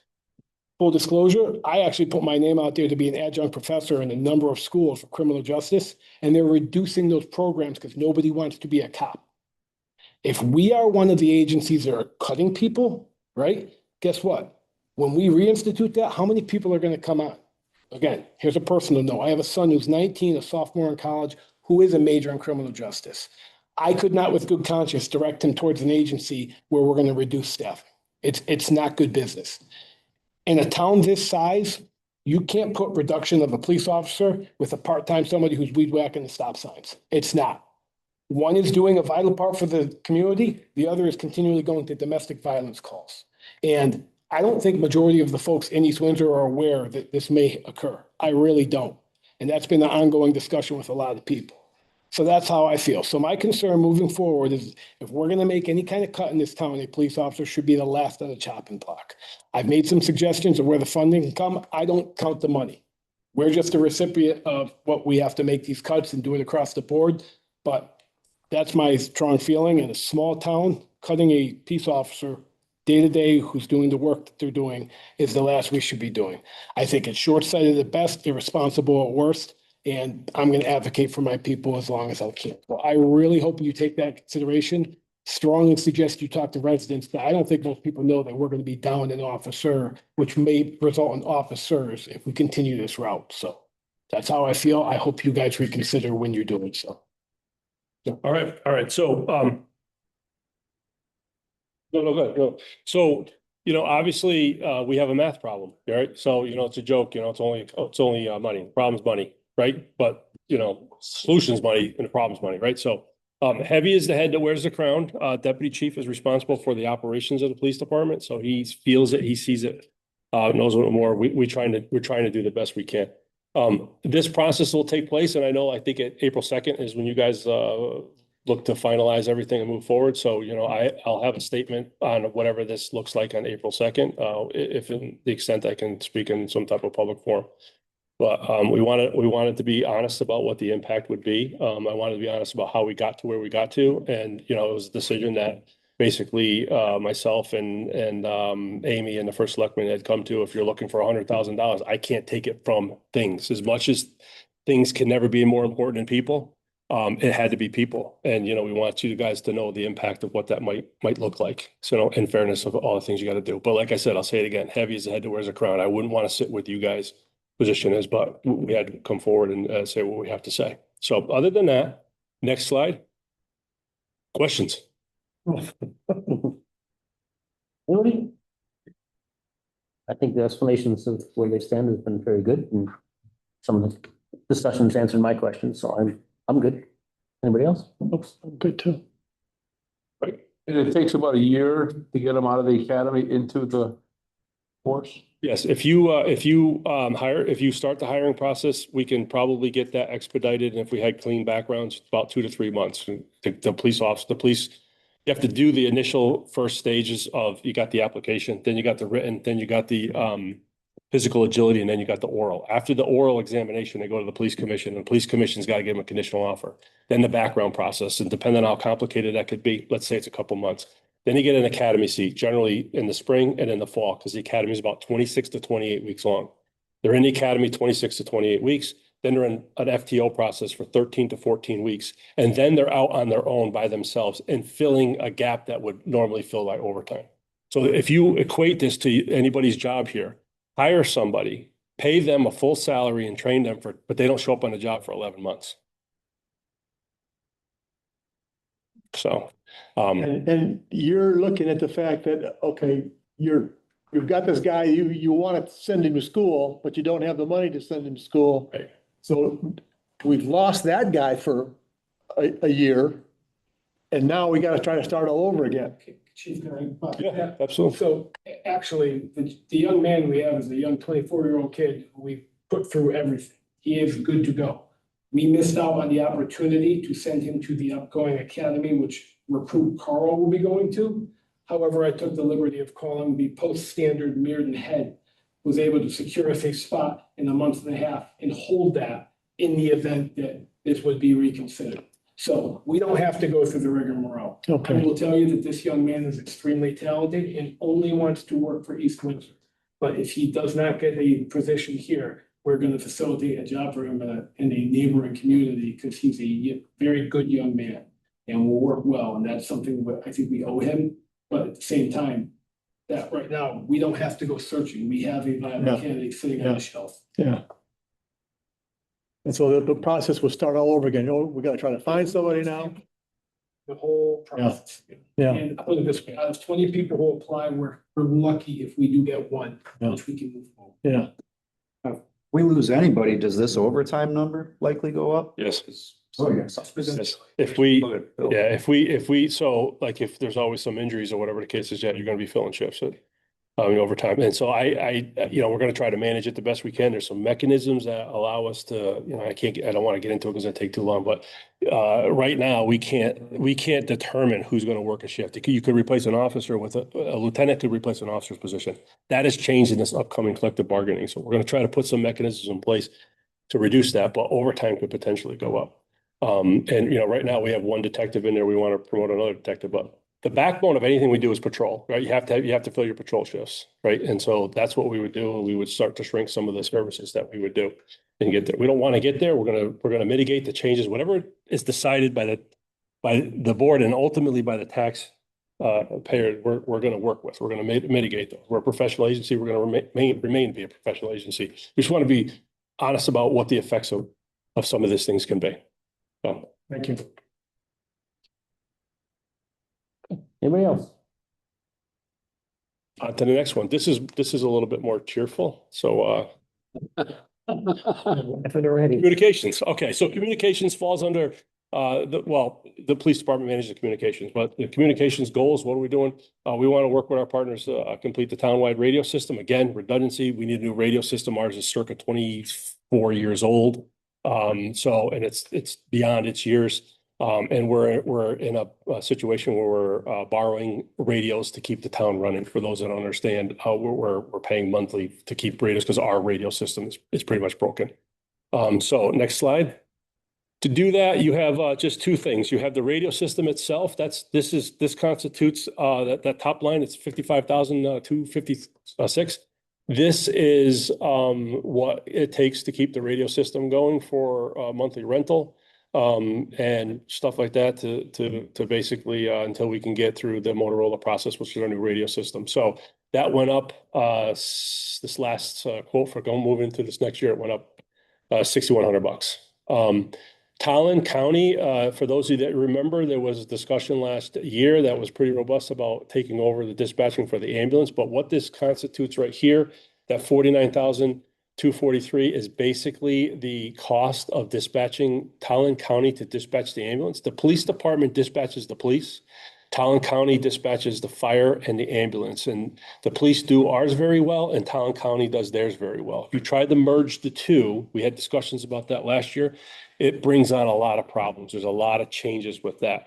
Our number went down a little bit. That's only because the fire departments, both Warehouse Point and Broadbrook Fire Department, they carry the weight of the dispatches that they have and the calls that they go to for that. And otherwise, that actual Talon County bill is closer to $100,000. So we're going to be mindful of the fact that the fire departments are part of that. But this is the ambulance part of it that the town sends. So you have a total increase of $5,960 because there's a slight decrease in that Talon one for calls of service. Does that make sense? And then I think the next slide is questions. Yeah. All set. This one's similar. This is going to be emergency management. It's preparedness of what the town in an event that there's an emergency. So we can go to the next slide real quick. Some of the goals: establish a new town EOC, which we had a grant, $25,000. We had to spend by September. We put that in, and we are in finishing touches of the new EOC center, which is down located in the town hall annex. Beautiful facility. It's almost done, and can't wait to show it off to those that are interested in seeing it. But it's great, and it's actually located where Melissa's had her Parks and Rec staff in that building for a location there, whatever. So it's beautiful. Completion again of the emergency management drill that we do every year.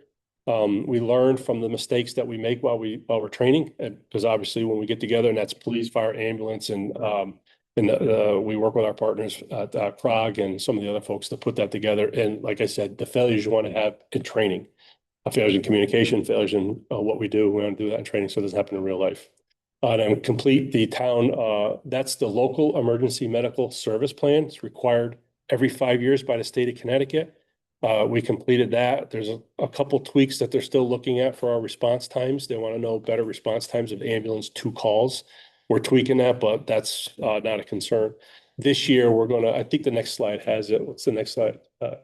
So then this coming up this year, We're going to continue with our CERT members. Some of the folks in the room are CERT members, and that's a community, that's a citizens emergency response that we've never had. It's under emergency management, but they can do traffic and parking and augment some of the things that we need in an emergency or a disaster that takes it away from the responsibility that the police and sometimes the fire and ambulance might have to do.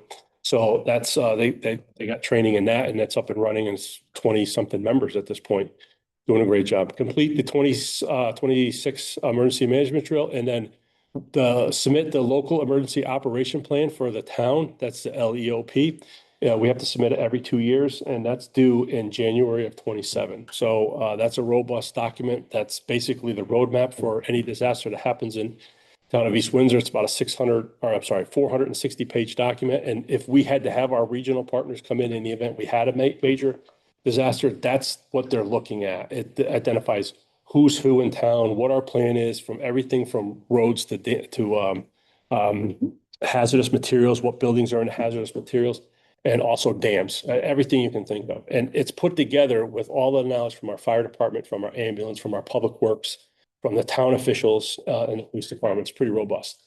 We have to finish that up this year, which we're hoping to do.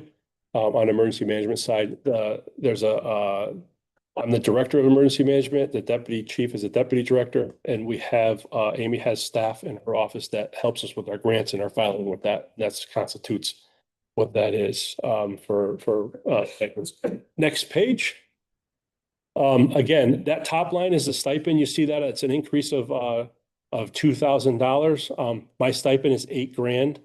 Deputy chief came on, he finished all his training. He runs a lot of things. So each year I've been increasing that 2,000 so that we're equal to 8,000. So it used to be, at least where I grew in school, 8 and 8 was 16 plus 1,000 that the girls get. And Amy's is big 17,000.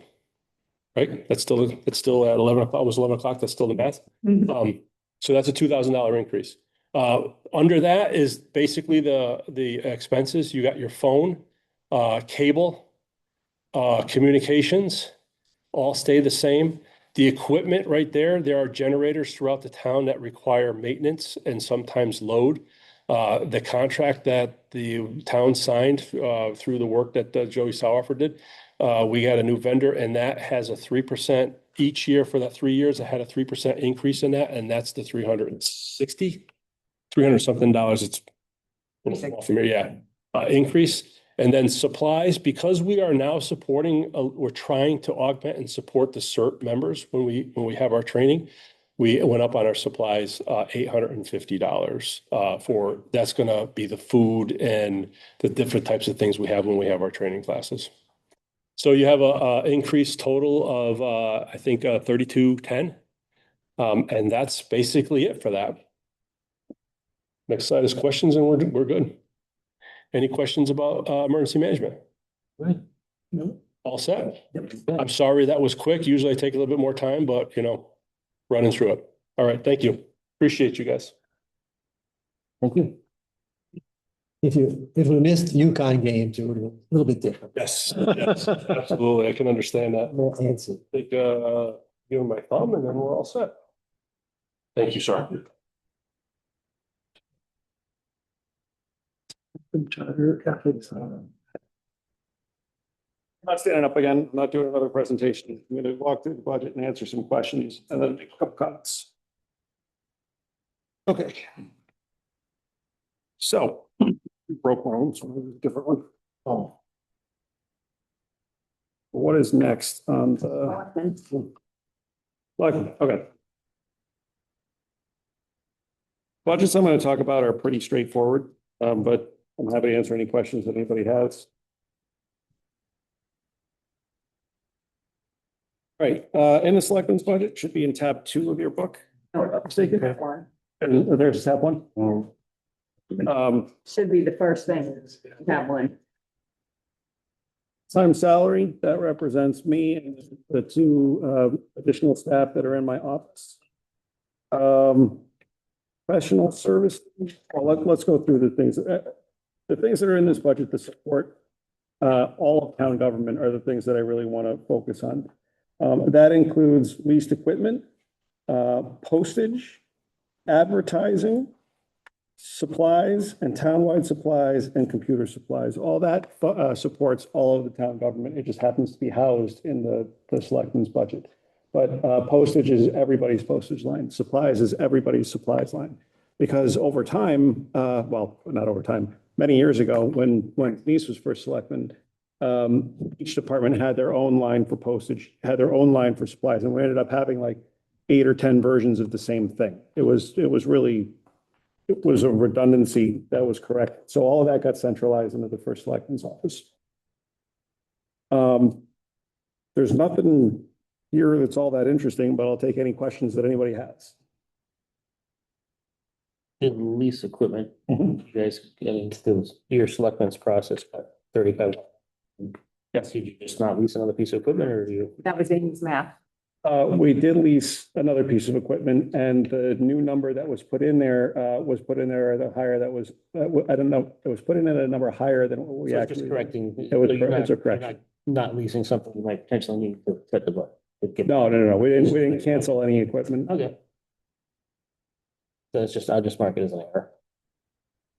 And I mean, other than that, do you guys, I mean, cut a little bit out of the computer supplies, but I'm sure that's. Yep. Okay.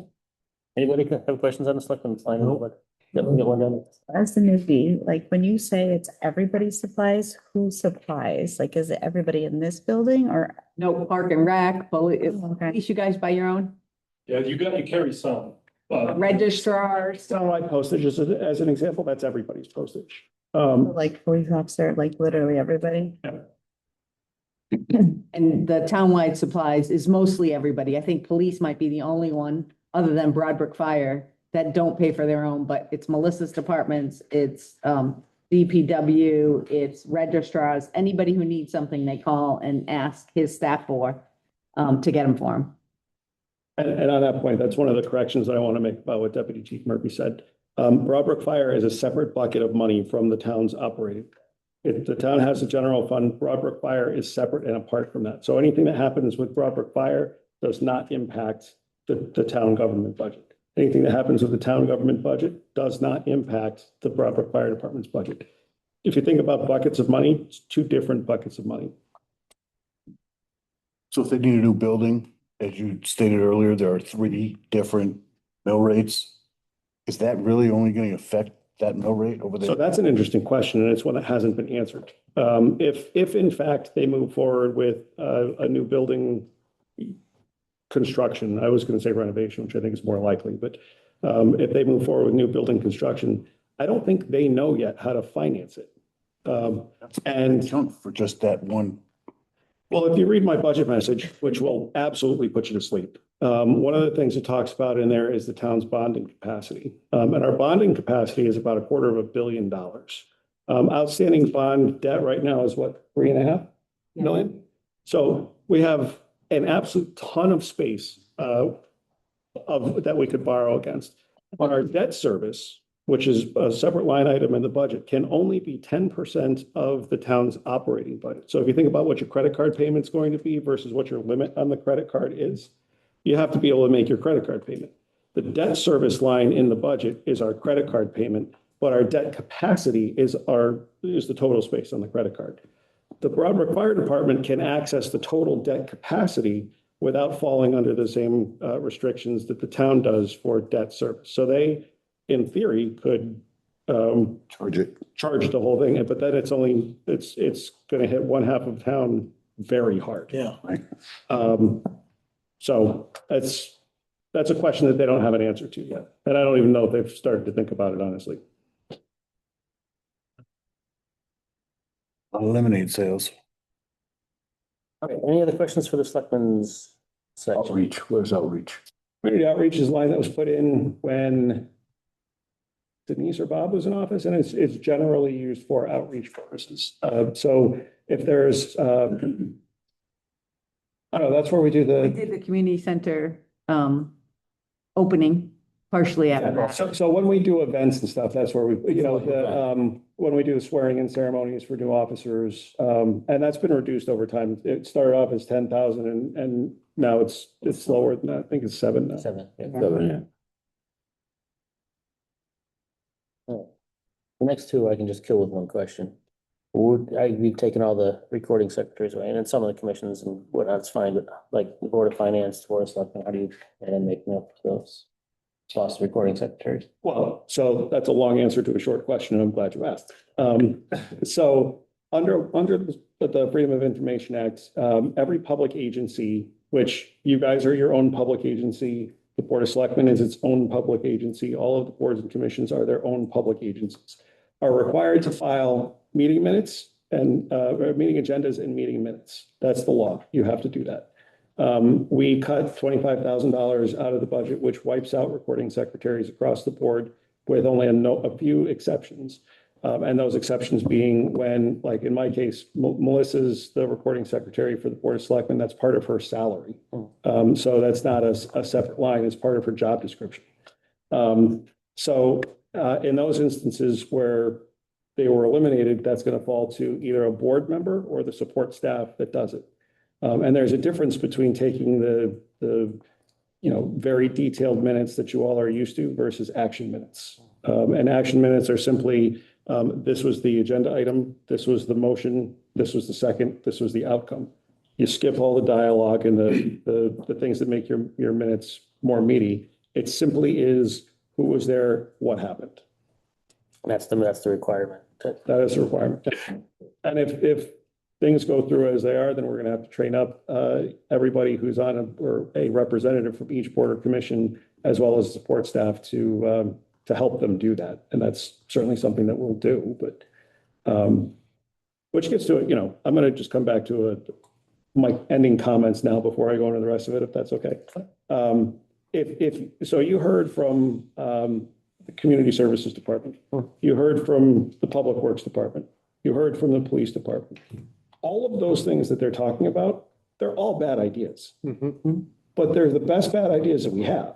The whole, in terms of meeting what the board wanted to do, which was to be as financially responsible to the taxpayer as possible. In order to do that, we had to do some awful things, and we don't like any of them. And I'm going to echo the sentiments that, I've sat in your seat. I've sat specifically in your seat. I chaired this board for a number of years. This is going to be a bad year for this process, and I don't envy you guys that. I would put everything back if I could, but I know what the tax implication is going to be, and that would be grossly irresponsible. I think that you guys are going to have to balance what you're hearing from department heads with what the obligations to the taxpayer is going to be.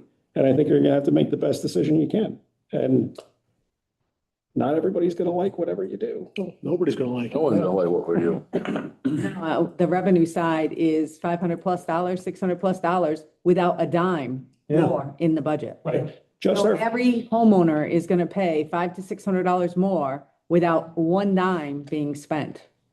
So people have to remember that. So as much as the expenditure cuts hurt, the revenue side is terrible. And that's where we are. We have two sides of the budget. We do not have a spending problem. We have a revenue problem. There is not a spending problem between the town government and the Board of Education. There is a revenue problem, and it's everybody's revenue problem. Together, they make the budget. If you guys have better ideas to get something passable, go for it. Amy and I spent, I don't even know Way how too much many time. hours. I mean, weekends, nights, we've been working our ass off on this, and this is the best bad idea that we have. So what else you got? So my question's on recording secretaries. Yeah, that's a terrible idea too. Again, Somebody be thinking about who wants to take minutes? definitely somebody named Tom. First. Not I said Ducky Lucky. Okay, so that drops us to legal. Charter revision is next, I think. Oh, those are your recording secretaries. Oh, all right. Let me pull up my agenda. Next three. Thanks, please. Yep, all right, legal. So the town has two components of our legal budget. We have general counsel and we have labor. Labor is for anything that's collective bargaining related, and general counsel is for everything else. I did make some changes and reduced the labor side a bit, because in the next budget, we have possibly only one contract that's out, and it's typically a low impact contract for budget purposes. for legal expense purposes. It's just the Public Works unit. And they typically are not very costly from an attorney standpoint. So I thought we could reduce that. I did increase the general counsel line because of what we have going on with tax appeals and what we have going on with the solar appeal that we're pursuing. That has already cost $100,000, and it is likely to cost more. But I also think you all would agree loud and clearly that that's something that our constituents expect us to pursue. And in order to do that, I need the money for it. So that's what that is. Questions? To activities and fees. Yeah, Mike, this is, get warmed up. This is where you're going to want to talk about. So activities and fees are a collection of different associations and organizations that the town works with. And they are, a lot of them are done on a per capita basis. So it's a population count and an assessment per person. And so I'll walk through these and let you know where those are. Probate court, we're part of the Greater Windsor Probate District, which services East Windsor, South Windsor, and Windsor. That is a per capita assessment. So we have an apportioned share of the three towns that is the obligation of us to fund, and that's what that is. The health district is the same thing.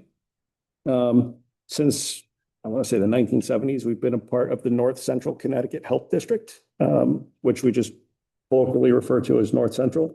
They service 8 towns. 7 of them are in the area, and somehow Willimantic got thrown in there too. I don't understand that, but that is the town's health department. And we have a per capita assessment that we're obligated to contribute to that. Recognition? Yeah. Okay. So recognition, that's when we do, like, so for example, you saw the plaque that I gave to Melissa tonight, or that we gave to the young lady who saved her grandmother a couple of weeks ago. That's where we pay for those types of things. CCM, that's a membership organization that services 168 municipalities in Connecticut. They provide for us legislative advocacy, research, certain procurement functions. What else does CCM do? What's that? Classes for us. They provide continuing education. They provide some low-cost printing services. And our membership dues based on our population, they do population by tiers, not per capita. Based on the tier that we're in, our membership dues are $7,035. They haven't raised those, I think, in 13 years, I think is what the CEO told me the other day. So, and they're not seeking to raise them again next year. So that is what it is. CROG is the Capital Region Council of Governments. That is the regional planning agency for the town. It's also the metropolitan organization that services our region. They do procurement, they do long-term planning. So for example, if the circumstance should arise where the school district wasn't using the middle school anymore, the question is, what do you do with the building? So CROG is currently doing for us a housing development study to see if that's something that could be converted into housing. They've done the Route 5 corridor study for us. They solicited us to submit an application for lots of funding for additional sidewalk projects in Broadbrook and in Warehouse Point. They're effectively a conduit to DOT for grant funding. The Memorial Day line is for, I'm sorry? Flags. Yeah. That's it. Yeah. I thought I missed one. No. Metropolitan Hartford. So that is, if you think of it this way, it's like a version of an economic development commissioner, a chamber of commerce it's a clearinghouse of sorts for business development in the catchment area that it serves. We've been in it, we've been out of it. We're currently in it. Not sure we get a ton of value out of it, but it's something that we participated in. The transit district, that's for the Greater Hartford Transit District funding for the senior transportation that is not provided by our staff. The Cemetery Association. So the Cemetery Association is an association, and we give them an appropriation a contribution towards their operating costs so that they can, care for the town-owned cemeteries, any wear and tear or maintenance or replacements of headstones, that kind of a thing. Repaving their parking areas or doing tree trimming. That's our contribution to them. If they're coming before you, are they going to come? Do you know? Yes. So you should know they also have, they have a trust, relatively good sized trust. It's got some restrictions on it and it's got some it's got restricted funds and unrestricted funds. I can't speak to what is and is not restricted versus unrestricted, but y'all being new, you should be comfortable asking them that. Health and wellness, that's the old Visiting Nurses Association. It's the Community Wellness Association is what it's called now.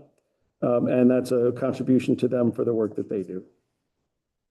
The Port Town Fair, if you look at the history there, 4 years ago, we paid $1,000. For the last 2 years, we paid $5,000 and we're going back to $1,000 this year. The reason for that is the presidency of the Four Town Fair Association rotates amongst the four towns every year. When it's your turn to be the president, your expectation is that you contribute $5,000 towards the operations of the fair versus the one. We had 2 years in a row because there was a succession issue with the fair presidents. So the East Windsor director stayed in the presidency for 2 years in a row. So we paid $5,000 for 2 years in a row. That's now cycled out. We're not doing them. Mental health is another one of the per capita assessments. Domestic violence, that's a contribution that the town makes to the Network Against Domestic Abuse. That's a nonprofit that provides shelter services for abused wives and mothers in the region. They're based out of Enfield. I'll tell you, I sat on their board of directors for a number of years, and I have no idea where their safe house is, which is exactly the way you want something like that to work. They do really, really great work. They have never asked for an increase. The town has, from time to time, decided to increase it. We're not recommending that this year, although I'd love to. American Heritage, that is those funds pay for the water testing that goes into the work that they do along the Scantic River. The reduction that you see is the elimination of the funds for their recording secretary. Melrose School is just an annual $500 contribution that we make to them. That's where they run the 4-H out of. And I will turn it over to Michael to talk about UR Community Cares, and then we'll take any questions on activities. Well, as I stated before, it's used widely across the state of Connecticut, based 100% on volunteers, except for the woman who runs it. So I guess she has a limited capacity, but it started 6 years ago. It's done all across the country. You even see ads of it on TV. It's a community service. It's very inexpensive. The only thing the town is paying for would be background checks on the person you visit and the person doing the visiting. So it's a great program to visit primarily people over the age of 70 that are isolated, need companionship. I just saw on their website, they went full-time into also doing visits via phone calls or Zoom or Facebook. Somebody might not know how to use their telephone to do things. Maybe the person coming can tell them how to send a text or an email. So it's a very valuable service. I'm not trying to sell the program, but I'll tell you that it's available to us for a price of $1,000. And I'm sure, I shouldn't say it, I'm assuming it's a bad word, but if all these other towns are involving it, they figured out that whatever they're doing is good and legitimate. That's it. Thank you. Any other questions on activities, fees, anything that was discussed tonight? All right. So How much you can cut there? no, there's not much you can cut anywhere. We've cut it all. But I do want to just revisit this slide here. This is where the cuts that have been recommended so far have come from. Again, as you can see, it is pretty evenly distributed. That was on purpose. The thought process that went into the reductions that were made revolved around the concept of utilitarianism, seeking to do the least harm to the fewest number of people. Fewest number of people meant a couple of different things. It meant staffing. It meant service delivery. I had some people suggest, well, you should just close the parks for the year. Well, that's punishing people for something that's not their fault. It's not their choice. What we sought to do was make sure that we were trying to put forward a government system that could still meet the needs of the community that we're seeking to serve, again, with the least harm to the fewest number of people. This also, this is the impact on those functions of government. So I don't know, you can decide for yourself whether we were successful in trying to do that or not, but I'm hopeful that these are 2 slides you guys will keep in mind as you move through your process. Again, you know, to the extent that we can be supportive of what you all have to do, whatever decision you make, it's going to be the best one you can. And that's not lost on me, and I'm sure that's not lost on a lot of other people. There's going to be people who agree with it, and there's going to be people who don't. But I know that you guys will do the best that you can, and that's what people elected you to do. That's all I have to say. Until they find out. It is what it is. What are you going to do? You want to add something to the agenda? I do want to add something to the agenda. So when you think about all of the cuts that you heard about so far, we have an opportunity to accomplish the support services for geriatric social care. The reason that is something that we can do versus the other things that have been talked about is because it doesn't commit the town to an ongoing expense. It's not a collective bargaining issue. It is something that can be sunset without having to go through the budget process. It can be extended without having to go through, it could be carried forward from one year to the other. The Board of Selectmen recognized that as an issue and that needed to be addressed, and they agreed to a modified proposal, which is to take $50,000 from the interest accrued and commit that towards the same geriatric social work premise that we had talked about in the fall, although with a caseworker at a lower rate than the contracted geriatric. That passed out of the Board of Selectmen unanimously. And so in order to get that money appropriated, I have to go through a town meeting, which means I need to ask the acquiescence of the Board of Finance as well. So that's why I asked. I would like to make a motion that we give Jason permission to do that. So first of all, you need to add it to the agenda so you can discuss it. I thought we already did. I'm sorry. Well, we didn't do it officially, so. Okay. Do I have a motion to add the Board of Selectmen geriatric support? Second. To the agenda, second discussion? All in favor? Aye. Aye. Opposed, motion carries. Okay, so it's added to the. Well, you can make. the motion. Okay, now I make a motion that we give Jason permission to go ahead and do that. I think it's authorized the use of the ARPA interest and send it to a town meeting. Yeah. Yeah. That's what I want to make a motion on. Okay, the phrase is so moved. Yeah. There's a second. I'll second. So this is using ARPA interest Yes.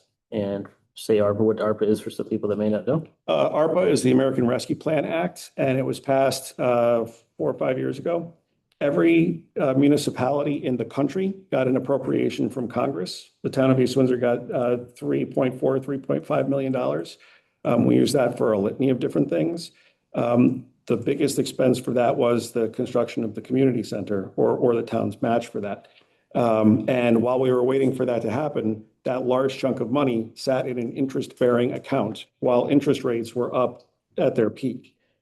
So we accrued a certain amount of interest that survived ARPA.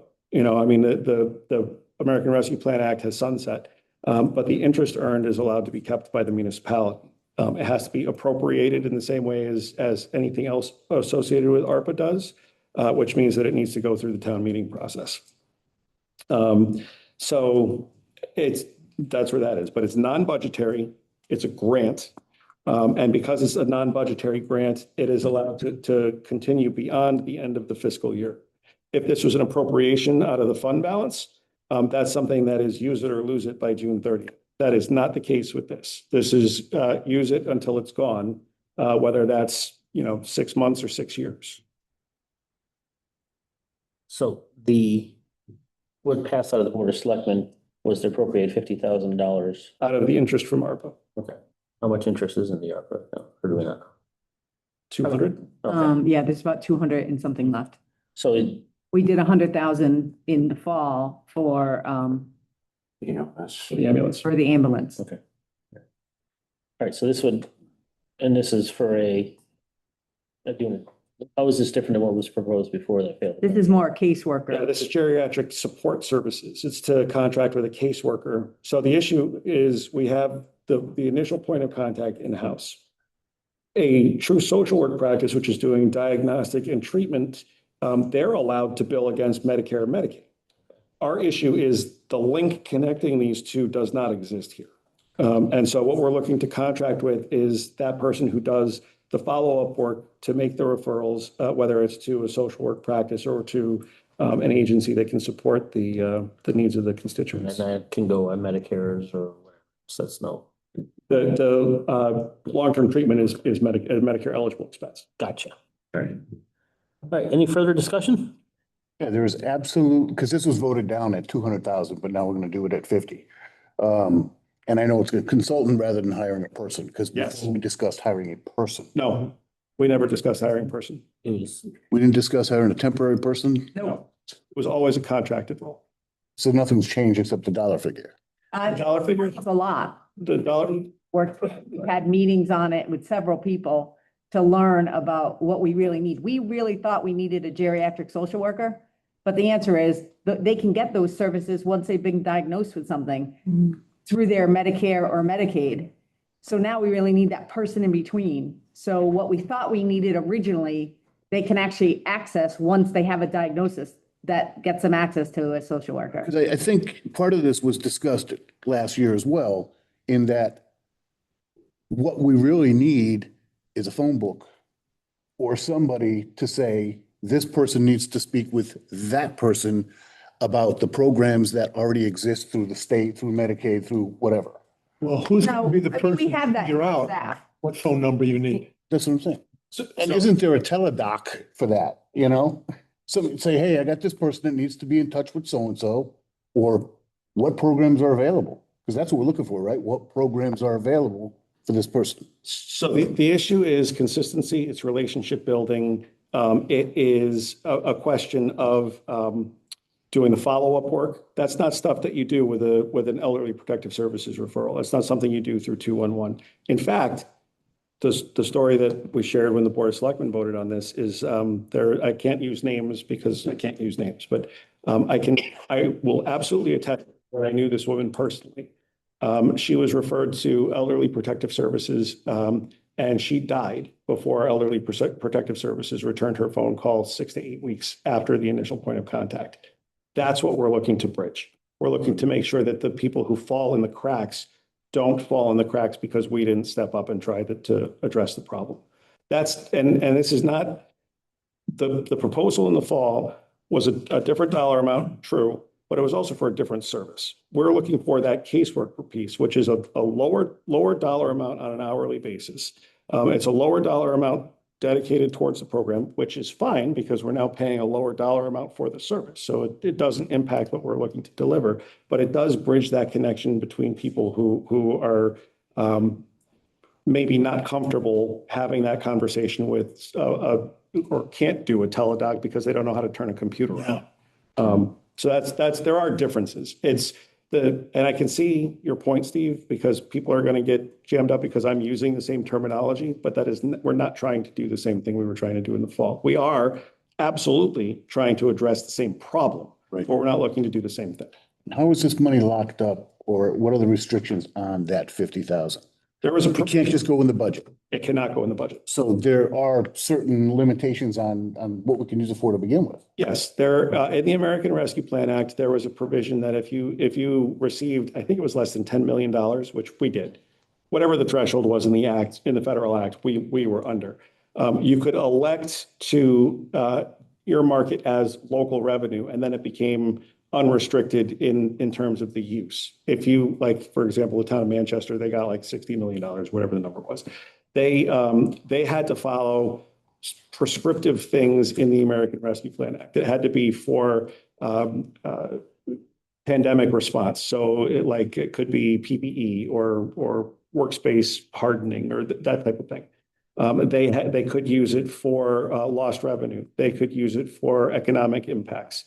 Because we're a smaller municipality, the law gave us more latitude and gave every town underneath that threshold more latitude. Actually, in most cases, they gave every county under that threshold more latitude because the feds think the counties are local government. There's only 6 states that don't use them, and we're one of them. So there are restrictions. Ours is that we need to appropriate it as a grant because that's where the money is recorded. And so that's what we're doing. Into one shot. The same process we went through for all the capital that we did. So most of it, we did capital projects. And we have to go through that exact same process per the auditor that we did for all those projects to spend the interest.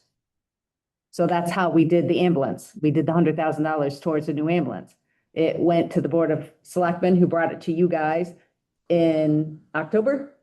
And then it went to town meeting. The town meeting passed. So then we were able to appropriate $100,000 towards a new ambulance. So that same theory could come into play with one-shot deal, radios, Yep. infrastructure, something like that, which in turn could be swapped out for something else No, in their budget line item. no, because then you create a budget hole for yourself in the next year. You just, that causes a problem. And that's why it has to be truly a non-budget impacted issue. Otherwise, keep digging the hole, man. You're never going to get out of that. So, and we short fund all our capital projects. Our $1.2 million that we do is not enough for the size town we have. So there's always extra capital projects that need to be funded. Which That we, doesn't even count the schools. which we do fund, so, because now we're having a more broad conversation and it's not that late, so I'm going to keep rolling here. At the clock. I just keep backing it up another hour. So one of the things that we do to address that shortfall in terms of funding for capital projects, at the end of each fiscal year, if there is a surplus, so what happens at the end of the fiscal year, again, you use it or it lapses back to the fund balance. Our fund balance is over the capacity that we're required to maintain. So what we do is we go back to the CIP list for projects that, were ranked by CIP, but we didn't have enough funding to actually accomplish, and we start picking those off. So if you look at the list of outstanding projects from CIP 5 years ago, it's considerably shorter than it is now.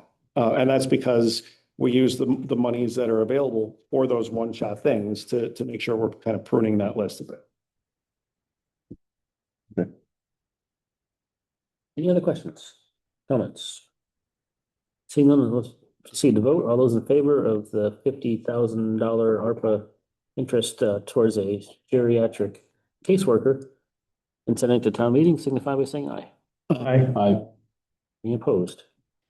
Motion carries. Sincere thanks to you guys for that. Andy was our first. Me. Tom was our second. Thank you guys very much. Okay. That would, I'll ask for a motion to adjourn the meeting tonight, and we'll convene again tomorrow night at 7 o'clock. Do this all over again. It'll be a smaller agenda tomorrow night. It goes up to Here, Motion to adjourn. make a motion to adjourn. Second.